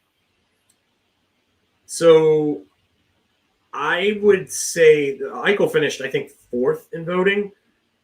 but I think there's a lot of highlights on Nick Suzuki. Like a lot of people are talking about his defensive play and how he's become a top tier two-way center. I think the Canadian media will be a driving force for that because they love to highlight the guys on their teams. Mm-hmm. I mean, I think points will play a part of it with these two. I wonder if Eichel will lose votes from having a healthy Mark Stone. I'm gonna go Eichel just because I think he's kind of closer to the Selke right now, but I would not be shocked if Suzuki finished ahead of him. Here's one problem that I have with this, Filk. The Selke has kind of been a little bit lazy in their voting. First off, let me just say this about Nick Suzuki. What an incredible clutch player he was down the stretch after the Four Nations tournament. And if that's the player that the NHL has to go up against, I mean, it was him and Rob Thomas battling for the most points after the Four Nations. So it's something I can't wait to see what that's going to look like. We got Anthony back, I believe. All right, nice, great. Because Anthony, I'm going to have a good one for you in a minute on the blind rankings. Did he just knock himself off? Back again. Yeah, there you go, Anthony. Rock's back. Tell your friends. All right, A Shady. Sorry, So, Tony called, and then I had to go pick up Madeline from her friend's house. But yeah, I'm back. Well, for everybody that ever criticizes this band, how many people can talk hockey and then go parent at the same time? You try doing that. Did you guys do Puckdoku yet? Not yet. And we got blind rankings, and I got a blind ranking for you today, Anthony. I got a blind ranking for you. Good. I can't wait to do a couple of these. We're going to have to rush along Puckdoku only because I wanted to go until 3:30 today. I don't like rushing Puckdoku. So, but answering this, the lazy answer is Anthony Cirelli and Nico Hischier are due up for a Selke first because Hischier was second in voting not last season, the season before. Cirelli's always been knocking on the door right there. And Eichel, who deserved a little bit more votes than 256 that he got. I mean, again, how do you have the top defensive player? I know it's Barkov. Barkov is definitely number one. You can't make his line mate number two. You can't. It's just stupid. Because then you mean to say that which one is the more important guy? Clearly, it's Barkov. Then take Barkov at the line. Who's more likely to win a Selke? Suzuki or no, is not more likely to win the Selke. Who will finish higher in the voting? In the voting, sorry. And Suzuki was ranked 13th. So Eichel. I'm gonna say Eichel. Yeah, I gotta go Eichel too. Before I state this, I just have to. What was Sam Reinhart a finalist this year? Yeah, he was number two. Yeah. I don't I agree with Mark. Like, there's something to be said for Cirelli and Hischier, who finished third and fourth. But yeah, I don't like the idea that Sam Reinhart. I don't get why they have him as a center. He hasn't played center in a while in Florida. Like maybe, like in certain situations, they'll have him like maybe take a face off or something like that. But he's been the winger on Barkov's line for a while now. So the reason why I X'd that and verified that first, because what about Mitch Marner? He's been a finalist. He's been a finalist before, and he's playing with Eichel. Could Mitch Marner finish higher than Jack Eichel? Yeah, that's possible. I mean, he could take away votes. That's why I kind of put this one together, though, because I thought Jack Eichel finished very high in voting, and then two, Suzuki. I don't know if you've been watching like the TSN Overdrive and stuff like that, and other podcasts around the league and stuff like that. But there's been a lot of talk about Nick Suzuki establishing himself as one of the better two-way players in the league. So that's why I figured I think Suzuki's probably going to take a jump. I think the Canadian media is going to help to that. And he is a very good two-way center. Like there's no arguing that. But I do think the Canadian media plays a part. Like Jose Theodore, he won the Vezina and the Hart in 2002. Who the hell saw that coming? Yeah. And that was helped out by the Canadian media. Didn't Didn't Trocheck finish 6th or 7th this year in Selke voting? No, No. Trocheck finished. Trocheck finished 18th. Oh, 18th. This That was year? way off. Yeah, I think the year before he finished higher. I yeah. think. No, he finished 16th. I'm sorry. What about how you're looking at it right now? Yeah, I am. Yeah, I'm looking at the voting right now. Didn't Bo Scorvat get a vote? If you're looking at it, isn't he on there? What, this past year? Yeah, Bo Horvath got 3 votes. 3. Okay, yeah, Yeah. Yeah, the vote. All right, so the voting is not the be all end all to me because I've seen guys that like really don't belong getting votes.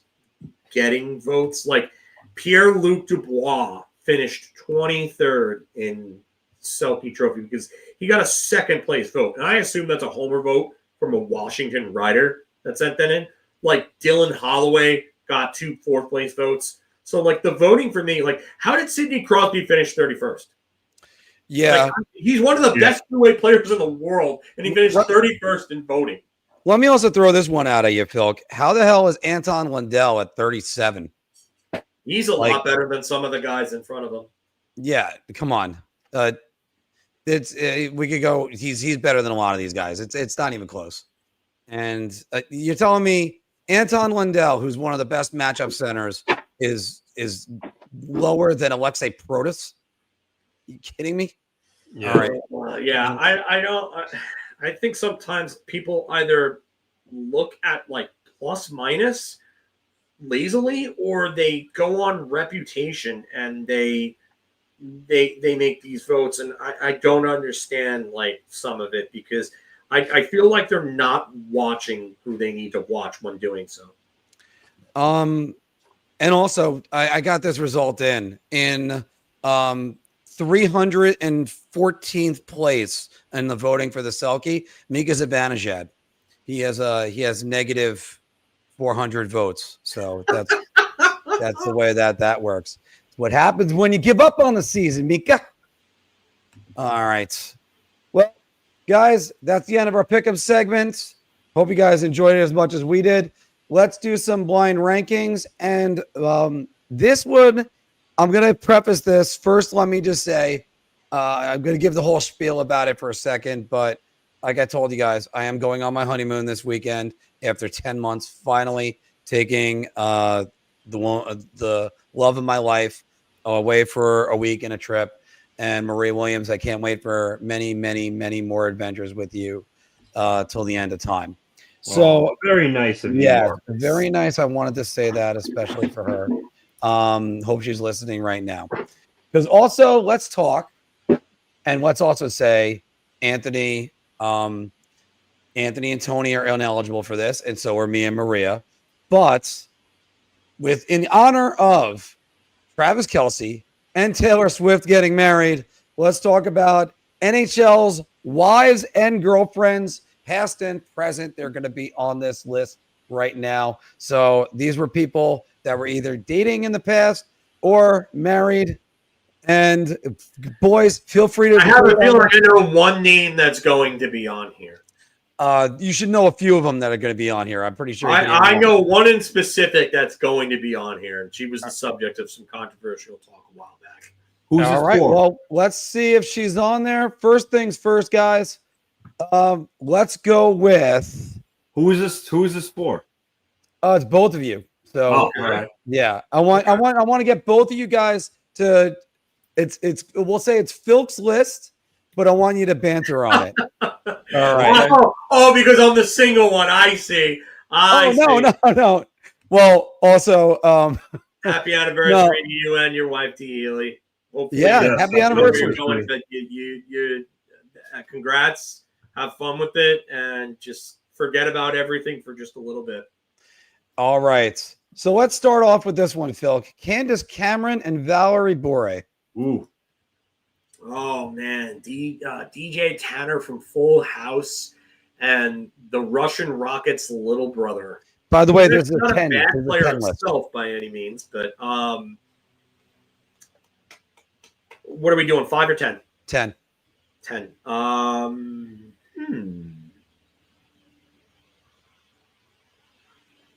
Go 6. All right, we're gonna go 6. God, if that one's on here, like we're invalidating this list. We're not doing that. Oh, which one is that one? No, he said Mike Hoffman's crazy girlfriend who said all that stuff about her. No, they both we're got to not be doing that. celebrities on this one. All right. Let's go with Gina Lee Nolan and Cale Hulse.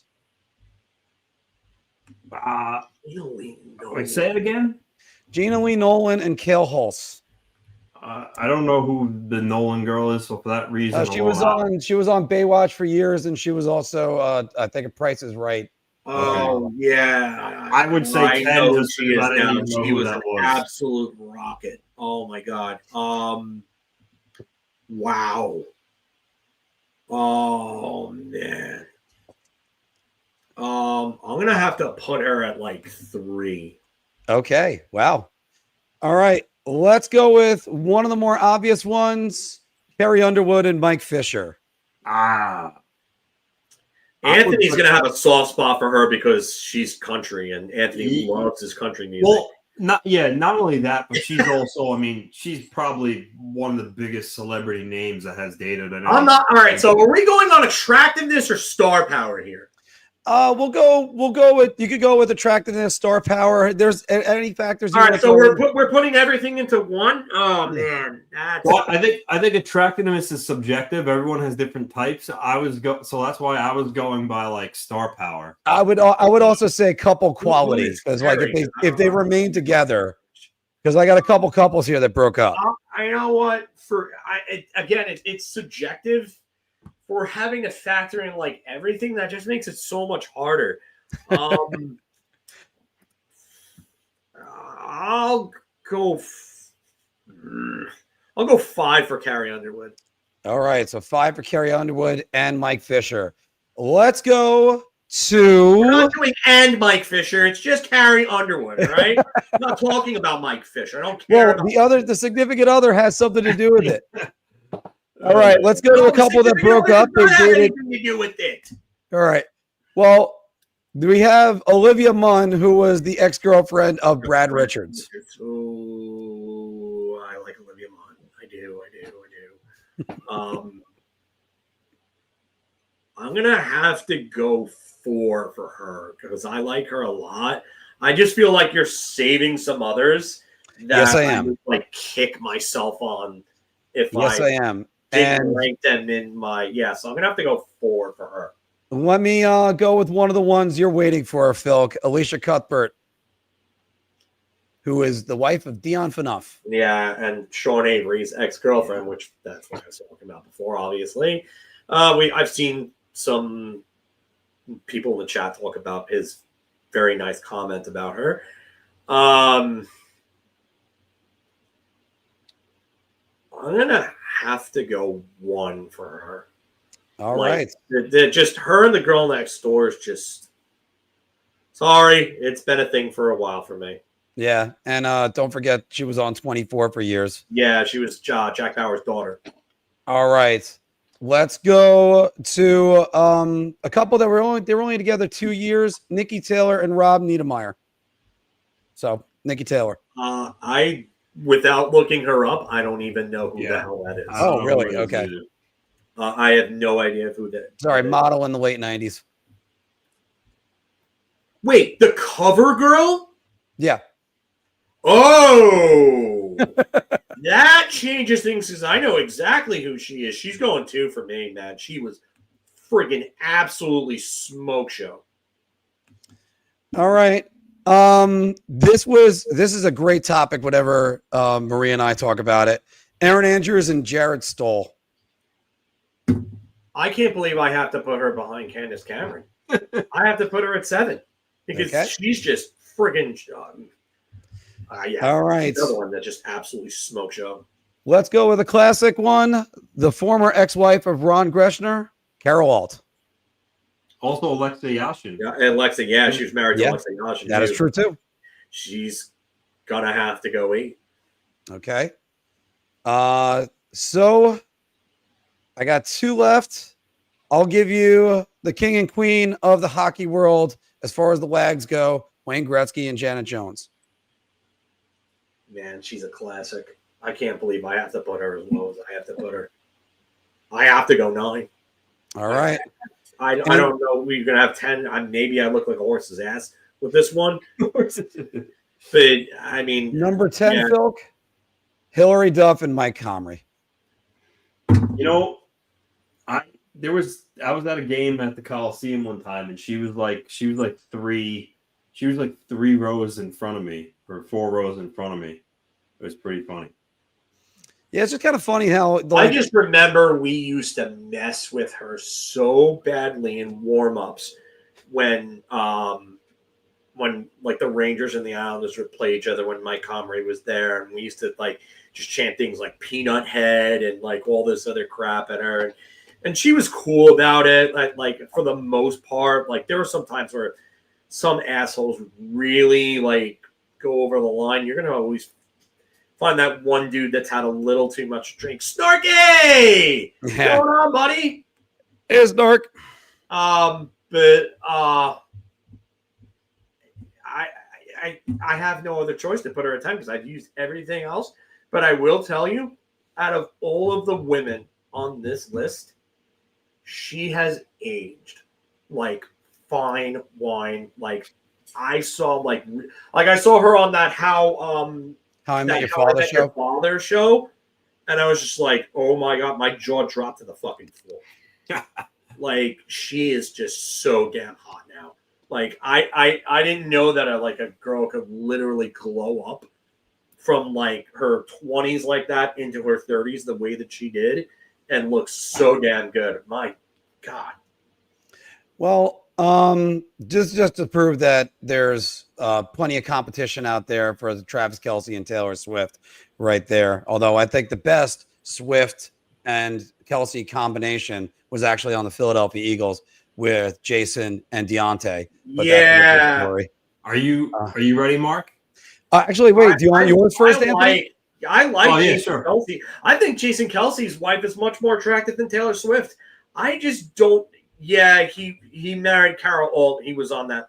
She was actually no. Ron Duguay was Kim Alexis. Oh, Kim Alexis. Sorry, I thought of Ron Greshner. Because that's how Ron Greshner met Carol Alt. They were introduced by Ron Duguay and Kim Alexis. Wow, that's a good piece of little trivia there, Mark. Yeah, there's. You know what? One of them I didn't break out, and the one guy that inspired this was whoever tweeted Mike Fisher and Carrie Underwood was there, so that way that they can run. And then Johnny Lazarus retweeted an older couple, and I retweeted back to him. Alyssa Milano and Wayne McBean also did that, so that way they could run. I'm actually with Josh on this. Travis Kelce's ex was really good looking, so I'll definitely give Josh that. And I'm not like usually like darker skinned girls, like no matter the race, the color, the creed, whatever. Like I'm into like lighter skinned girls. Like no, like again, I something about like mixed black girls, like Spanish and black when they're like lighter skinned, like gets me. But Travis Kelce's ex, making me think about that sketch from Family Guy where Betty White was narrating Peter Rodica. But Anthony, I got this one for you, and it's tailor-made for you specifically. Right. A couple weeks ago, we did the players that look odd in other jerseys. Yep. I think we're going to do more of these. Okay. But this one specifically, these are former Islanders looking odd in other jerseys. Okay. And a matter of fact, Anthony, I've got an Islander for you at the end of this. Okay. The guy wearing an Islander jersey. So let's start. We're going 10. And let's start with Rich Pilon and the St. Louis Blues. I think he would have put this in the Ranger jersey. I think he would have actually ranked this higher. I know he was a long-time Islander, but him seeing it wasn't really that odd to me. So I'll kick this off and said 10 for Pilon. All right. Let's go right to one of the guys that donned a New York Rangers jersey, Pat LaFontaine. LaFontaine, I mean, his tenure with the Islanders ended because he was in a contract dispute before he got traded to Buffalo, and then I'll say I don't know what else. I'll say 4 for LaFontaine. All right, so let's just get that 4 down. Wait, where did you put Pilon? 10. 10. Okay. All right. Let's go to Benoit Hogue as a Washington Capital. He was only Islander and then he also played for a lot of teams too. So I'm gonna say 9 for Hogue. All right, 9 for Hogue. And yes, he did play for a lot of teams. Let's go to a guy who probably helped you fall in love with the Islanders just as much in the Fisherman era because he made the Fisherman jersey look great. Zygmunt Palffy, Pittsburgh Penguins. Palffy in a Penguins jersey. I'll say, again, he would. I mean, the trade of Palffy hurt a lot, but him looking at a Penguin, end of his career. You know what? I'll say 6 for Palffy. All right. Let's go to the guy that Pat LaFontaine was traded for, Pierre Turgeon, as a Colorado Avalanche. Same thing. That trade hurt a lot. He went on to play for a bunch of different teams. Avalanche, that also end of his career. I'll say 8 for Turgeon. 8 for Turgeon. Yeah, All I right. was gonna say he played for too many teams to really like rank him that high. Like he went. All right, so There's went one from thing. Sorry, wait, Phil, go ahead. he went from Montreal Mhm. to St. Louis to Dallas to Colorado. Like I think you put too many teams for. Well, what's the one thing that's odd about Pierre Turgeon as a Colorado Avalanche? He wore 87. What? He wore 87 with the Avalanche. I mean that's not something most people are going to remember though. Just throwing that out there, guys. Do not I mean, worry. I get what you're doing, but I don't really see the significance. I'm sorry. Okay. Todd Bertuzzi is a Calgary Flame. Again, that 7. All right, so we got 7. We still have we got like almost all the top 5 to go through, except for 4. All right. Travis Green, Mighty Ducks of Anaheim. It's another 5. Yeah, Yeah, he didn't really like endear, but how about Don Maloney as a New York Islander? but that's not a former Islander. That's a former Islander. Right, but he just looks weird as an Islander. I did say that in the preface. No, Mark. Yeah. Okay. Let's go over this. Let's go over the English language here. Okay. Former Islanders, odd-looking jersey. Give me a minute. I'll come up with another Islander real quick. But let's go. All right, let's go to Ray Ferraro, New York Rangers. Okay. I mean, you have 3 spots left. I don't know. You know what? I'll say 2 on that. Okay, so 2 on that. All right. Brian McCabe with the Chicago Blackhawks. Again, he put. I mean, I guess 3. All right. And then I guess now you have 1 left. The guy that I decided to replace that with, Michael Grabner, New Jersey Devils. Well, by default, I gotta go. Nah, he's 1-1. And yeah. All right. I thought you were getting like honestly, none of those. Like if you would have gave me Brock Nelson, I would have said 1 for that. I mean, he was a long-time Islander. Like the first time I saw him in an Avs jersey, that hurt. That was a little weird. But none of that's so fresh. That would be number 1 no matter what. See, Tavares is an interesting one because like everyone assumed if he left the Islanders, Pat Flatley as a Ranger would have been a real good one too. Yes, that's a good one. Tavares. I didn't want to go too many Rangers. I think Ferraro and LaFontaine. No, but still, like, all right, hold on. So you put a bunch of guys in there, that were like on a shit ton of different teams. Yes, and then you put guys that were in there at the end of their career, for like maybe 1 season. I get you're trying to replicate the Brodeur St. Louis thing. Yes, but by the time a lot of these guys got to some of these teams, they had already been on like several different teams. He's absolutely right. Like none of these guys, like Bertuzzi, and look at this comment from Joe Graves, because it's absolutely correct. The Buffalo time like buffered LaFontaine's Ranger thing. Yeah. That is true. Like honestly, like Matt Martin in the Leafs jersey, that was weird because again, long time. I mean, he Tavares in a long-time Leafs Islander. jersey is weird. Yeah, I think Tavares. Tavares is definitely one thing, and The only thing with Tavares takes away from, I wouldn't have ranked him that high, only because when he was a free agent, all of a sudden, if he left the Islanders, the Leafs were heavily mentioned because it was his hometown team. He grew up a fan of the team, like so. Seeing him in a Leafs jersey wasn't all that shocking.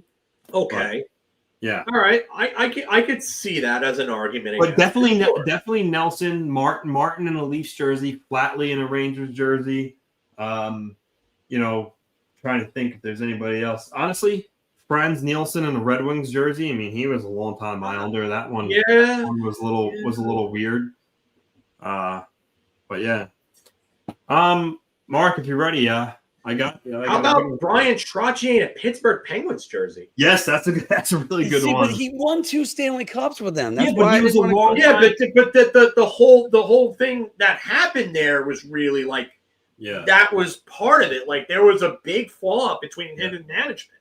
Yeah. Well, Anthony, by the way, if I would have said that, and maybe Darius Kasparaitis is a Colorado Avalanche. And you know what's a good one too? Clark Gillies in a Buffalo Sabres jersey. Oh yeah, wow. One. Or hold on, John Tonelli in a Kings jersey. Yeah, yeah.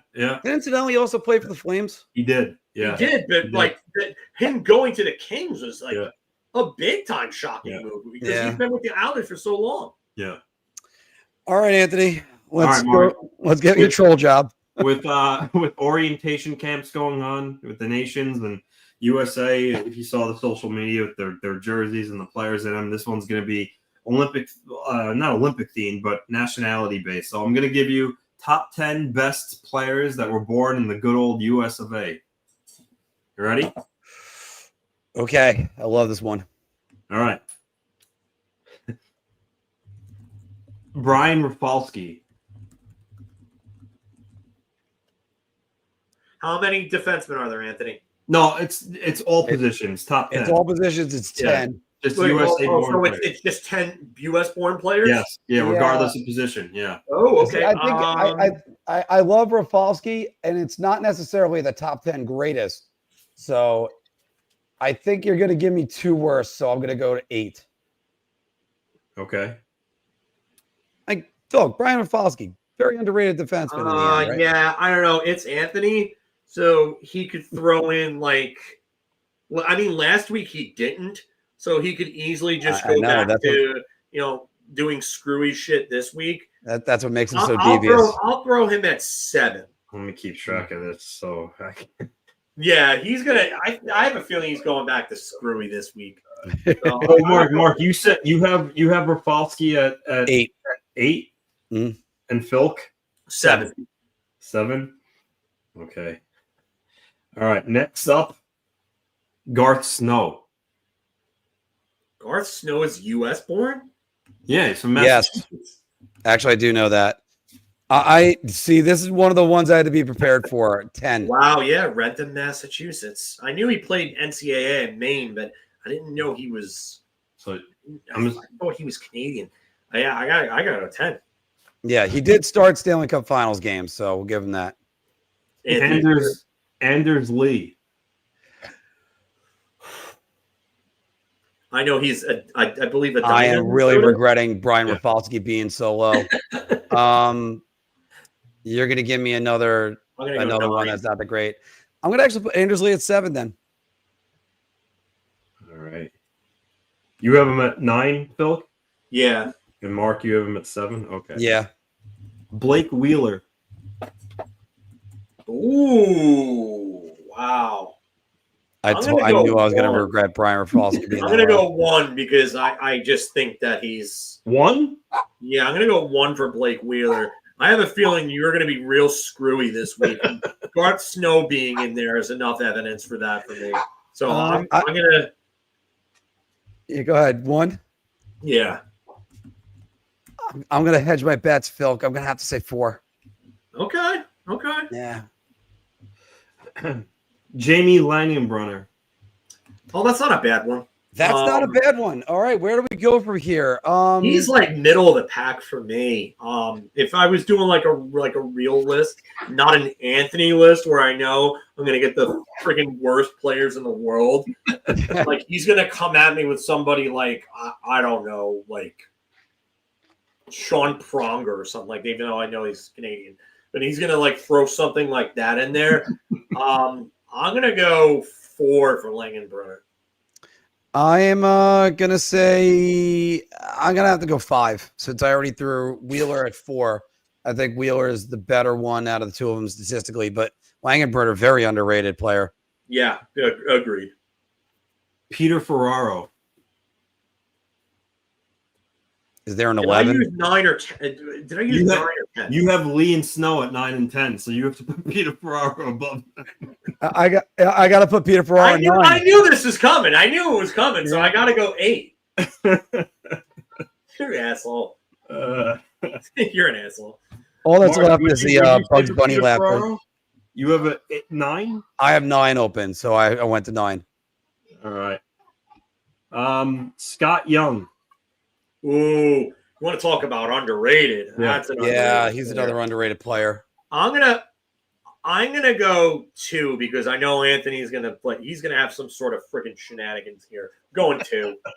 I'm gonna end up putting him ahead of Blake Man, Wheeler. I gotta go Scott 3. Young is one of the most underrated players I think I've seen in my time because that was a guy like his very best year was 01. And he had 40 goals and 70 points.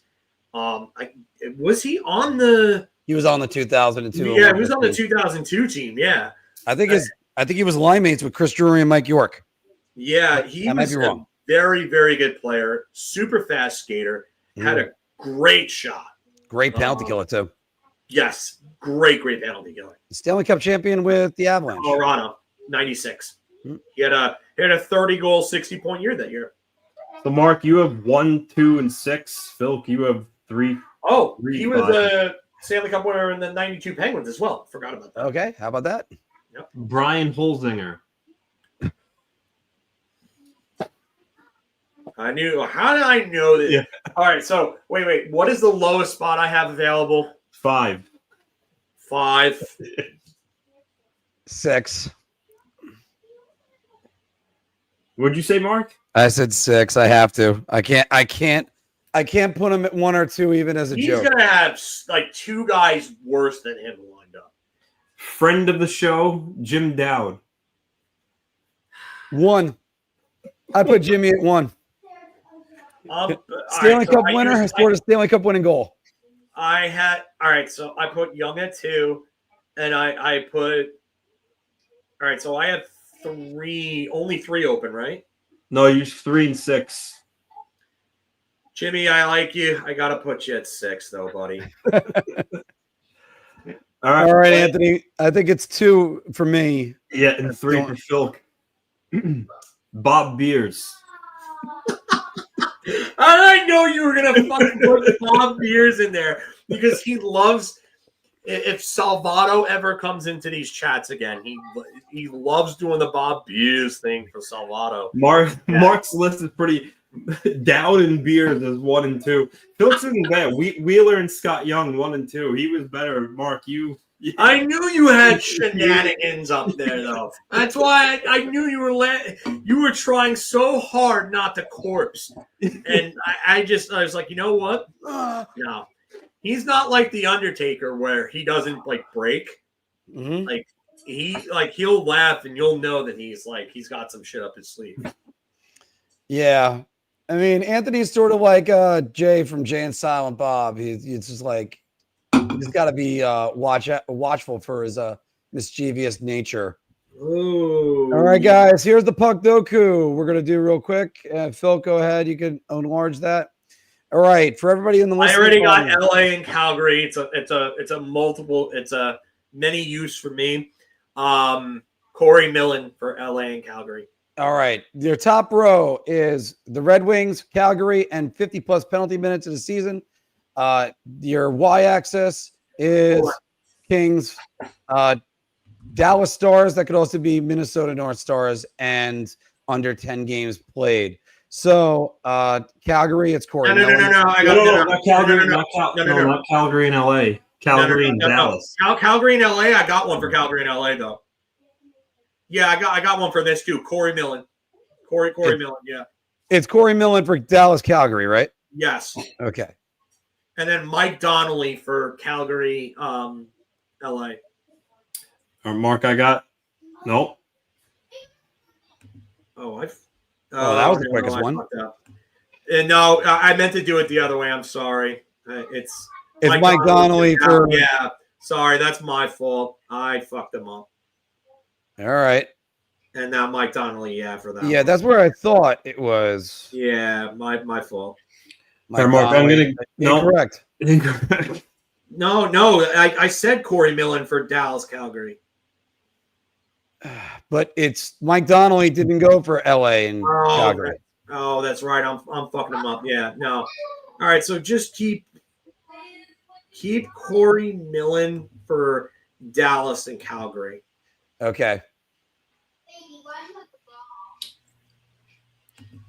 Mark, I'm gonna get in the constant crossman for LA and Detroit. Yeah, I know Detroit. Constant Crossman, who they traded for Ray Ferraro. Wow, that was a great deal. Okay, who's got another good one? So the last one's under 10 games. Under 10 playoff games in their career. And 50 minutes. Under 10 playoff games? Yeah.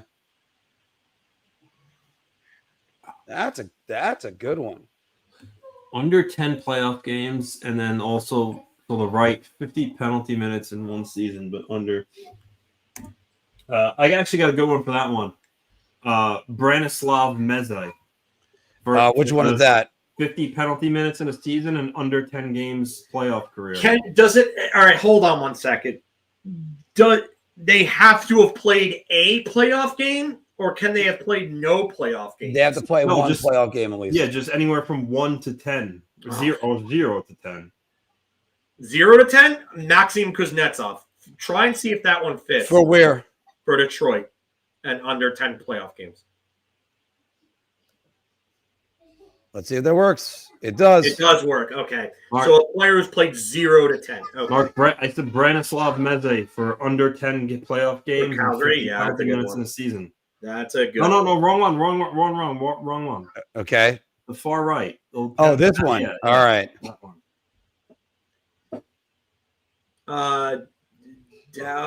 50. Does that have to occur with that team? 50 penalty minutes in a season, I believe it is. He's got to be with. Yeah, click it. Yeah, player must have played on the team. The season that was recorded. Because I think I have a guy that would have, but he did it with another team. I mean, Todd Harvey is one that comes to mind. You know what? Yeah, go with Todd Harvey. Go with Todd Harvey there. No, with Todd Harvey. Okay, Yeah, so Todd Harvey right here. That's a good one, I think. All right, 0.4. We're still under 0, guys. I think I have one for LA in that regard. Go Mike Krushelinski. Where 50 penalty minutes? Yeah. Okay, Mike Krushelinski.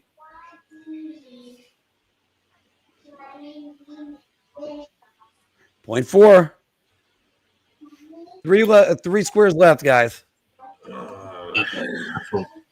Detroit, Dallas, LA. And obviously not Darian Hatcher. Wait, all right. So we want to do LA and Los Angeles first. I mean LA and Calgary. Sorry. You could just tell me where you want to go. I'm trying to think of a Calgary guy with under 10 playoff games recorded. Wait for them, but he didn't. What about Jan Kuznetsov? I don't. Where? For Calgary, under 10 playoff games. You could, yeah, that's going to be very, very obscure. If you're right on that one, that's going to be. I'm pretty valid. sure He played one game for them. I'm doing the lookup on it right now. Yeah, So that's a very good. That's a very obscure answer. 2 Kuznetsovs right next to each other. How about that? It's almost like we're maximizing the Jan Kuznetsovs. Oh boy. Dallas. Dallas. Dave Gagne never played for Detroit, right? No, he didn't. I thought he did for some reason. I thought Dave Gagne did play for Detroit. No, he didn't. I looked it up. He didn't. Jamie Pusher? Did Jamie Pusher play in Dallas? Yeah. I know he played in Detroit for sure. Pretty sure he played. Oh, Jamie yeah. Pusher played in That's Dallas. a good one. That's a good one. Yeah, Jamie Pusher. You guys want to go Jamie Pusher? Yeah, go Jamie Pusher there. Dallas. There we go. Pusher real good. Oh, jeez, Mark. Oh, God, again. Oh, man. One more. One more. We are still on uniqueness score of 0. Calgary and the Kings. Clearly not Craig Conroy. No. Clearly not. I think Robin Regier played for both, correct? Robin Regier did play for That both. might be on the higher side. Yeah, it's going to be on the higher side. I'm going to tell you that right now. Tim Waters played for. Tim Waters. Gosh. How about Michelle Petit? Yep, Calgary Flames and Los Angeles. Yeah, Kings. Michelle Petit would be a good one. Michelle Petit. That's going to be. And we have unique to score 0, boys. Michelle Petit he was like the defenseman version of Mike Yeah, Silver. Pat Conacher actually would have been a good one too. I think that would have scored pretty high, pretty low. Pyramid. All right. Yeah, good pyramid. Here we are to the pyramid, boys. Well, right away. This is going straight to Tomas Hertl. Yes. Yeah. Under 1,000 games played in their career. Go ahead, say anybody, boys. Maxim Kuznetsov. Yeah, I was gonna say we just had the Kuznetsov guys. Maxim Kuznetsov, 500 points in their career and under 1,000 games played. Did Joel Otto hit 1,000 games? Because I think he hit 500 points. Joel Otto, 943 games. He has 508. I love that answer. Let's go. And I don't think he had a 40 assists season. No, he didn't. Yeah, so you use him here. 40 assists. He had a 39 assist season in 1988, Joel Otto. Let's see. 40 assists season. 1,000 games, 500 points. I think I got somebody that's. I feel like hold on. I think Hakan Lube fits this actually. Did he have 500 points though? That's the only question. No. Okay. What was the name of the guy you had? Me? Yeah. What was it? No, it was Hakan Lube, and he doesn't fit it. Okay. How about a guy close to home, Chris Drury? Yeah. But he could be used for this one or the next one. Yeah, I was about to say he could be used for both of these, so I would keep Drury. What about Bob Bourne? Bobby Bourne's a good one. Bobby Bourne is actually a good one. 984. He's got 582 points. And does he have the 40? Yes, he has. He's got 140 assist season. No, Anthony, you sold me. It's Bobby Bourne. Bobby Bourne. Go Chris Drury. Bobby Bourne, Chris Drury. Sorry, Bluegrass. That's one of the answers. And now they got to be a San Jose Shark. So how about Bernie Nichols?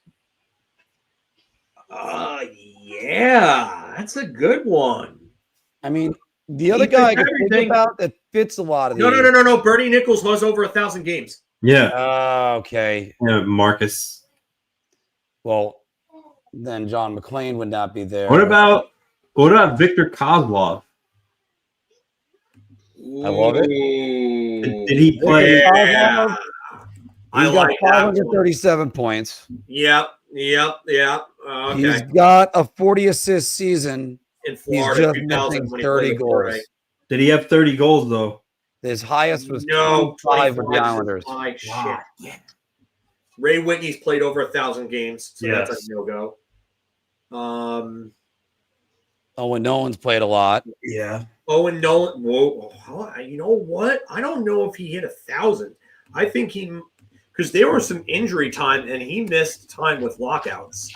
But actually, he played until 2010. So yeah, no, 1,200 games. Oh yeah, I was totally wrong on that. Logan Couture's too obvious. Teemu Solana is too obvious. No, they were over.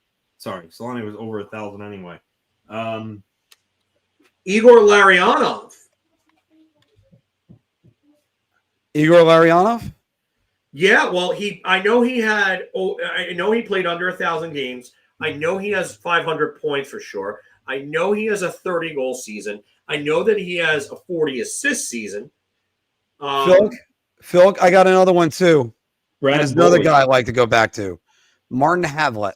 Whoa. Igor Larionov does not have a 30-goal season. I thought What about Brad Boyes? Did Brad Boyes play in San Jose? He might have, but I can tell you guys again. Oh, no, Martin he did. Havlat That's has right, 40 because he was in the Owen Nolan trade. Yeah. But Martin Havlat's got a 30-goal season with Ottawa and a 48-assist season with Chicago. You know what's funny about Brad Boyes? Brad Boyes is played probably exactly lesser known one than game Havlat with doing San it Jose. though. All right, but Brad Boyes has got it. Brad Boyes has a 40-assist season. That's what I don't think. I guarantee no. Brad Boyes was more of a he does. He does 2005, 2006 with Boston. Wow. And he has 2 30-goal seasons, which I knew for sure. You know, that might have been when I traded him for Weidman. He played exactly one game for San Jose. Oh, then definitely him. Yeah. All right, so Brad Boyes. There we go. And then That's gotta be Tomas Hertl.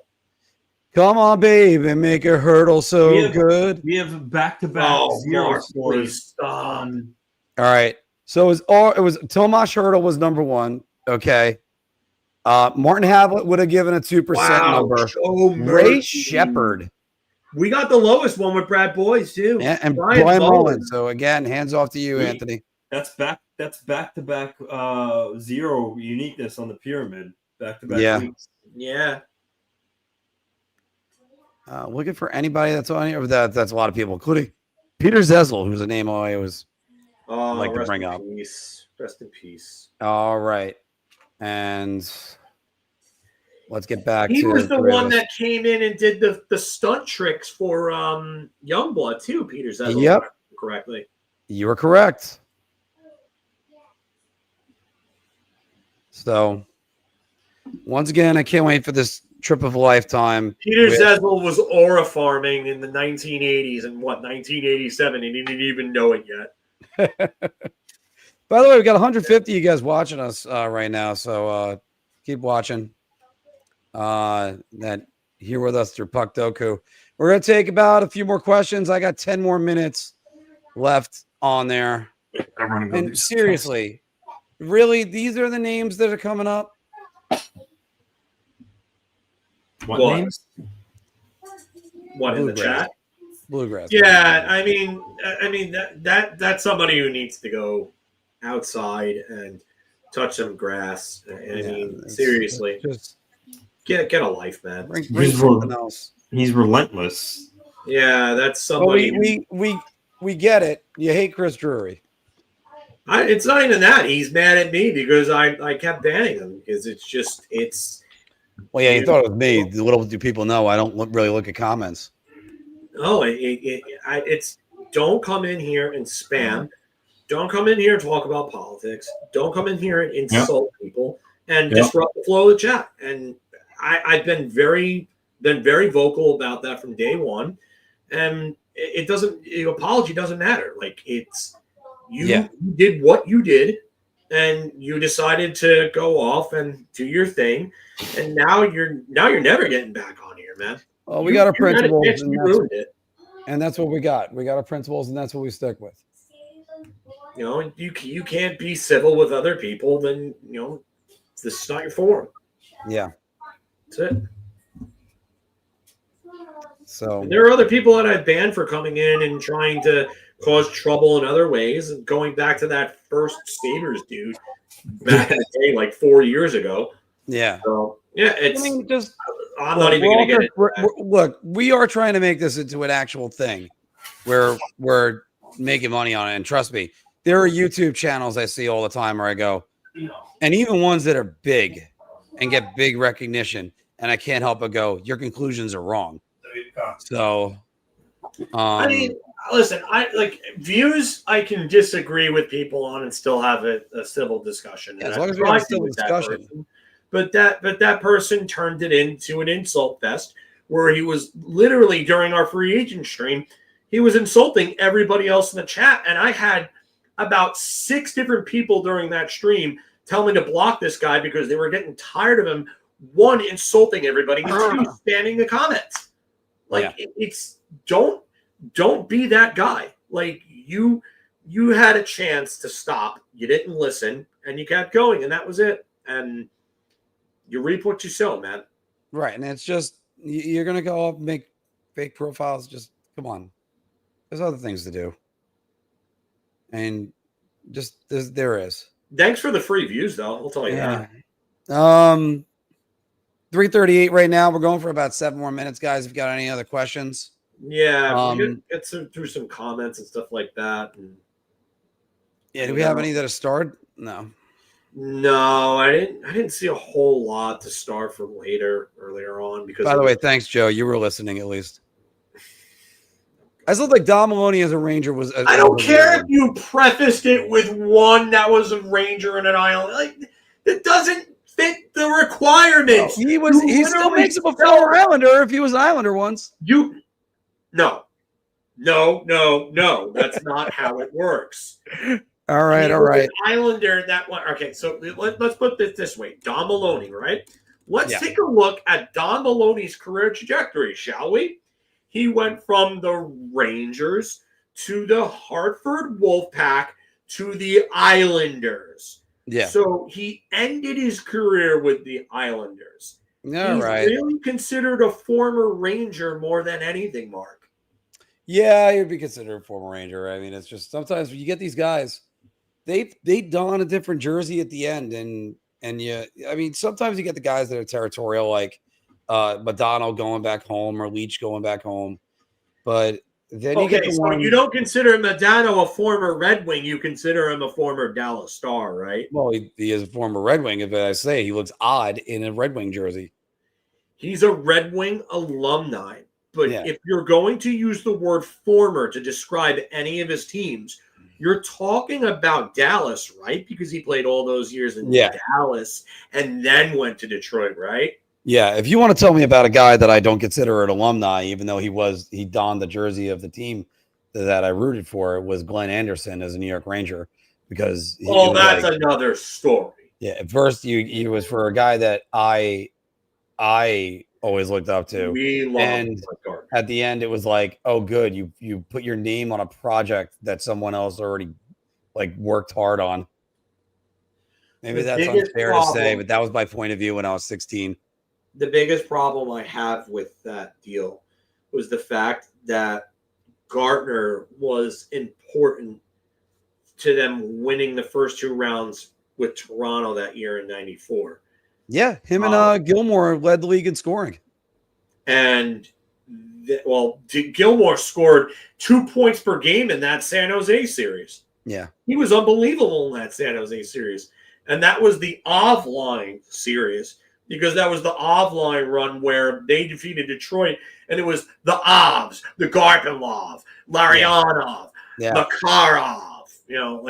That's where the Ov thing in San Jose started. So, when I look at that team, I always think back that if they had Gartner over Anderson and they had played Eddie Olczyk at center, you could have moved Kovalov up with Messier and Graves, and you could have had Larmer, Olczyk, and Gartner on your second line, and you would have beaten Jersey in 5 or 6 games instead of 7. Yeah. And Agreed. I don't think they would have went to 7 with Vancouver either, because they needed the offensive talent. They needed someone up. Make a top 10 of worst line nicknames. That's a good one. I wanted to do a video of like the 10 best duos of the salary cap era. And I think I'm going to get around to doing that after Mark gets the what ifs done. Yeah. Because I don't want to overload you with too much. Yeah, there's just that there's a lot that's in there, and This is why we need someone else to help you out with that. it's editing, and it's always tough to get all the editing in there. Yeah, there's for everybody that ever says you just think editing is just a little bit. I joke when I say it's at least another hour of work at all times. So, but there's just a lot of good things that coming up right now. We got a lot of projects that we're working on, so can't wait for that, boys. All right. Unfortunately, because I do have to work tonight, guys, I got to break it off right here. And I will say one thing before we go. Yes. If you haven't already, check out Spittin' Chicklets video that came out today on Twitter. And it's talking about Adam Fox and how he apparently, according to what Ryan Whitney is saying here, he's heard that Adam Fox has never really trained hard in the offseason. Like, he's been one of those guys that has really kind of gotten by like his mind and his skill just being elite, which is absolutely true. But I do know, and I can attest to what Whitney is saying because I've seen the videos myself, where I think it's at Prentice, where he's been putting in the time. But Adam Fox has put in the work this offseason, and we might see a different Adam Fox this season. And by the way, Rich, I know you're saying talent alone. No, he also makes it on moxie too. And he always, and that's why I pointed at smarts. Like, his moxie is God tier, dude. But it's God tier. But here's the thing, and this is again going back to one of my favorite statements about any player in any league ever. When Matt Cohen was asked about Sidney Crosby, he goes, "Well, what makes him so good? He has Hall of Fame generational talent, but he puts in the work of a fourth liner trying to make the team." And there's your answer. Yeah. And I would absolutely agree with that. And you brought that up last week, and I said the same thing. Yeah, I think that I'll say it again, the great ones always find a way to improve something every damn year. I remember when it was Crosby improving on faceoffs, and people were like, "This guy is still finding ways to improve. And he's the best player in the world." Yeah, that's what the great ones do. That's what they do. Filk, look at the best player in the game right now. McDavid. What did he do? People said he couldn't win in the playoffs. Bam, he's winning in the playoffs. You can't score 100 points in 56 games. Bam, he does it. Yeah, so what? You're getting a lot of assists. Can you score a lot of goals? Wins a Rocket Richard. Bam, he does it. You're not a good defensive center. You're just all offense. Bam, he does that too. Like, this guy, you have to keep working every single day at any job. Doesn't matter what it is. You have to always keep on working, because the second you don't, someone is going to go past you. And it's that simple. And you always find a way. Yeah, the great ones always find a way. But you think Wayne Gretzky? You don't think he wasn't able to do that? They took away passing lanes from Wayne Gretzky. Do you know what he developed? Shooting the puck off the side of the net to a player in front.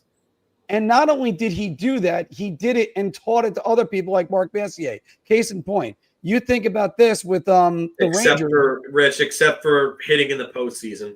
That's the one weakness he needs to work on right now.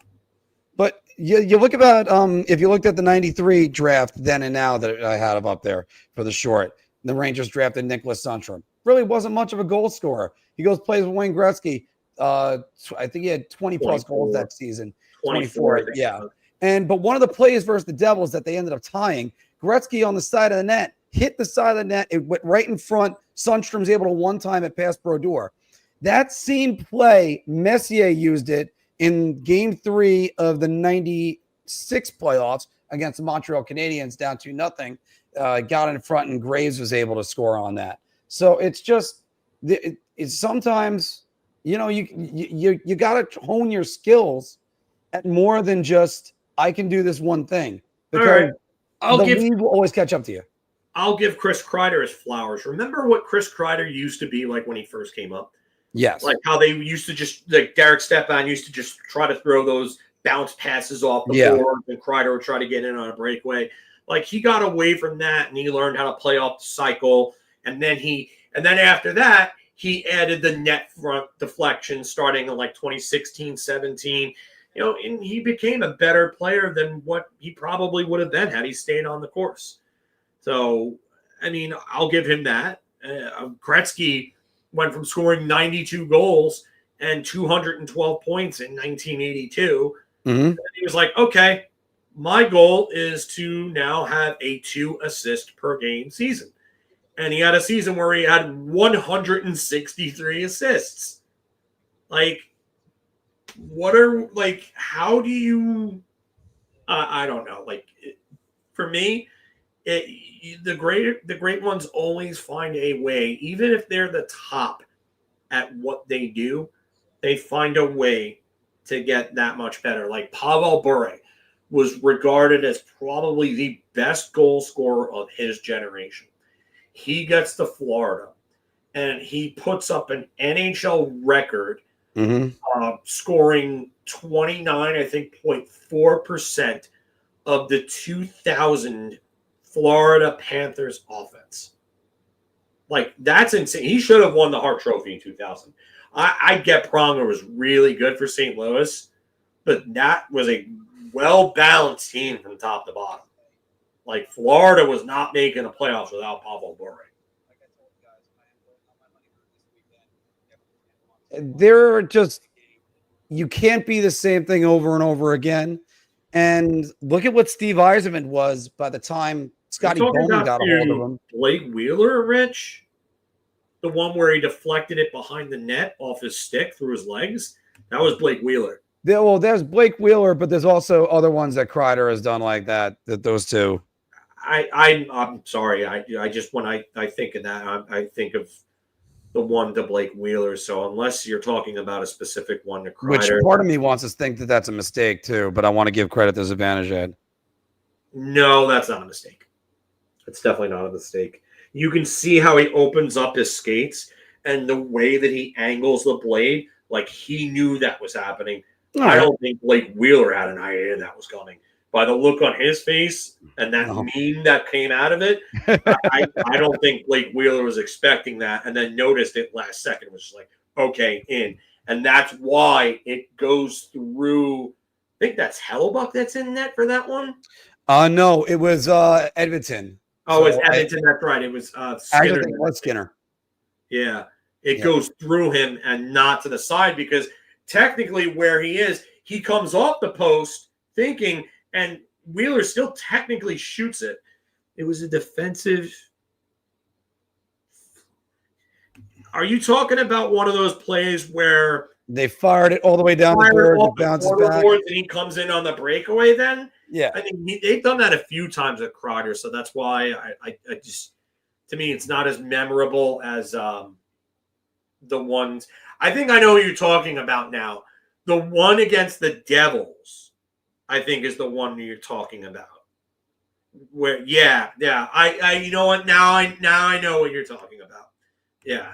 It was against the Devils. I remember what you're talking about. But yeah, Stepan's done that a couple of times with Kreider too. Yeah. So that's why it's like they always knew what Kreider was straightaway speed. It's just when they got to the point of I think one of the ones you're thinking about with Kreider and Hellebuck was when he deked him down and roofed it over him and fell into the net. You know what I would have loved to have seen? You're talking about straight line speed.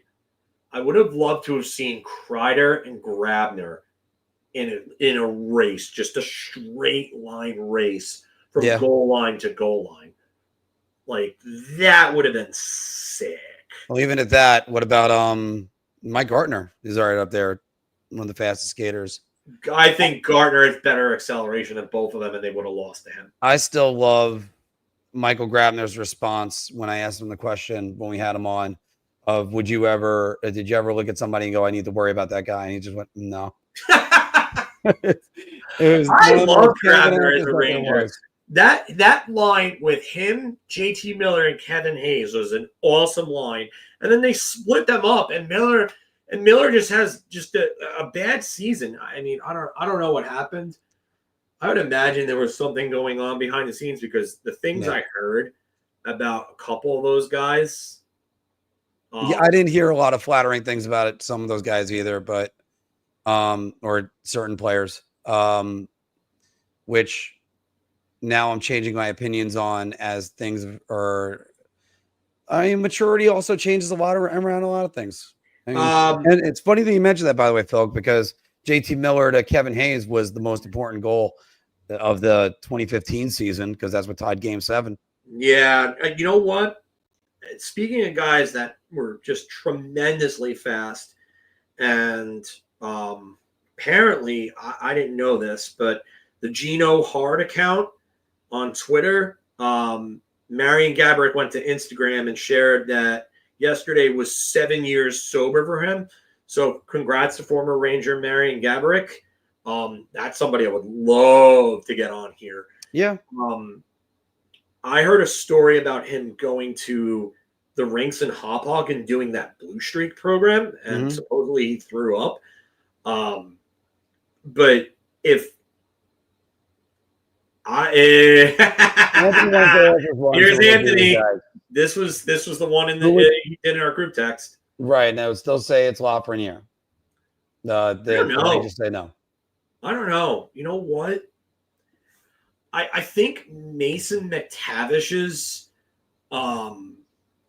ability to play two different positions might have him as a guy that the Rangers, I think, would. I mean, because he could play center or wing. Like, he's technically listed as a center. I can't help but say, what does Lafreniere play? Let us know sometime. Yeah, that's the big problem. Like, are you going to have him now? All right. So do you put him on a left wing? Because for me, I want to have him with JT Miller. Yeah. I think Miller is the type of guy that'll whip his ass into shape. And that's what he needs. I think there's a higher ceiling with Lafreniere than there is with McTavish. But you bring in McTavish and you have him as a second line center, that allows you to drop Trocheck to line 3. Mika Zibanejad can now play wing, and you don't have to worry about it. But the only thing is, who comes up? Now, is Gabriel Perreault going to have to come up and replace Alexi Lafreniere's production? And how quickly can he do that? The other thing is, also keep in mind, one player has a 7-year contract already in place. You know what his cost certainty is. The other thing is, and that's not just me overvaluing Lafreniere, because obviously I would take the younger player making cheap. However, the other thing I have to say is, if anybody really wants to say they know what Alexei Lafreniere is, please let me know. If you could realistically say that. This is a guy who's been the New York Rangers really failed their rebuild because they didn't want to upset their veterans or wrinkle any feathers. They're all stupid. That's the only way to say it. Every one of them is stupid. I know about their points. Lafreniere almost knocked on 30 goals a season and a half ago. You don't think that locker room was so toxic? Yeah, I know. I get it. I mean, he probably would have finished close to Lafreniere in points in that 23-24 season. But the problem is with this is that I do think that there is a higher ceiling with Lafreniere. McTavish can play the more premium position, which is tough, and he's a year younger. But I do think there is a higher ceiling with Lafreniere. I think Lafreniere can be an 80 to 90 point player. I don't know if McTavish can be that. Hey guys, unfortunately, I do have to cut this off. I was trying to get off at 3:30 because I have a couple of things I need to get done this afternoon. It's always a tremendous pleasure to do this show. Do not ever get me wrong. And I'm going to be away from it for the next 10 days. So it's going to be it's going to be fun eventually seeing what we got. Hopefully there's news for you guys to talk about next week. Ooh, wow, my hair is just going all over the place now. I can't wait for this trip, and it's just gonna be the trip of a lifetime. So, but everybody, thanks for joining us this week on Big Apple Hockey. And yes, I still think there's a ceiling for Alexei Lafreniere to go through. He's actually going to have the Rangers invested him. They're only paying him $7.5 million. It's about time. And oh boy, F the Eagles. I thought it was a Fly Eagles fly comment. So my bad. Nah. All right, guys. Everybody, take it easy. We will see you next week.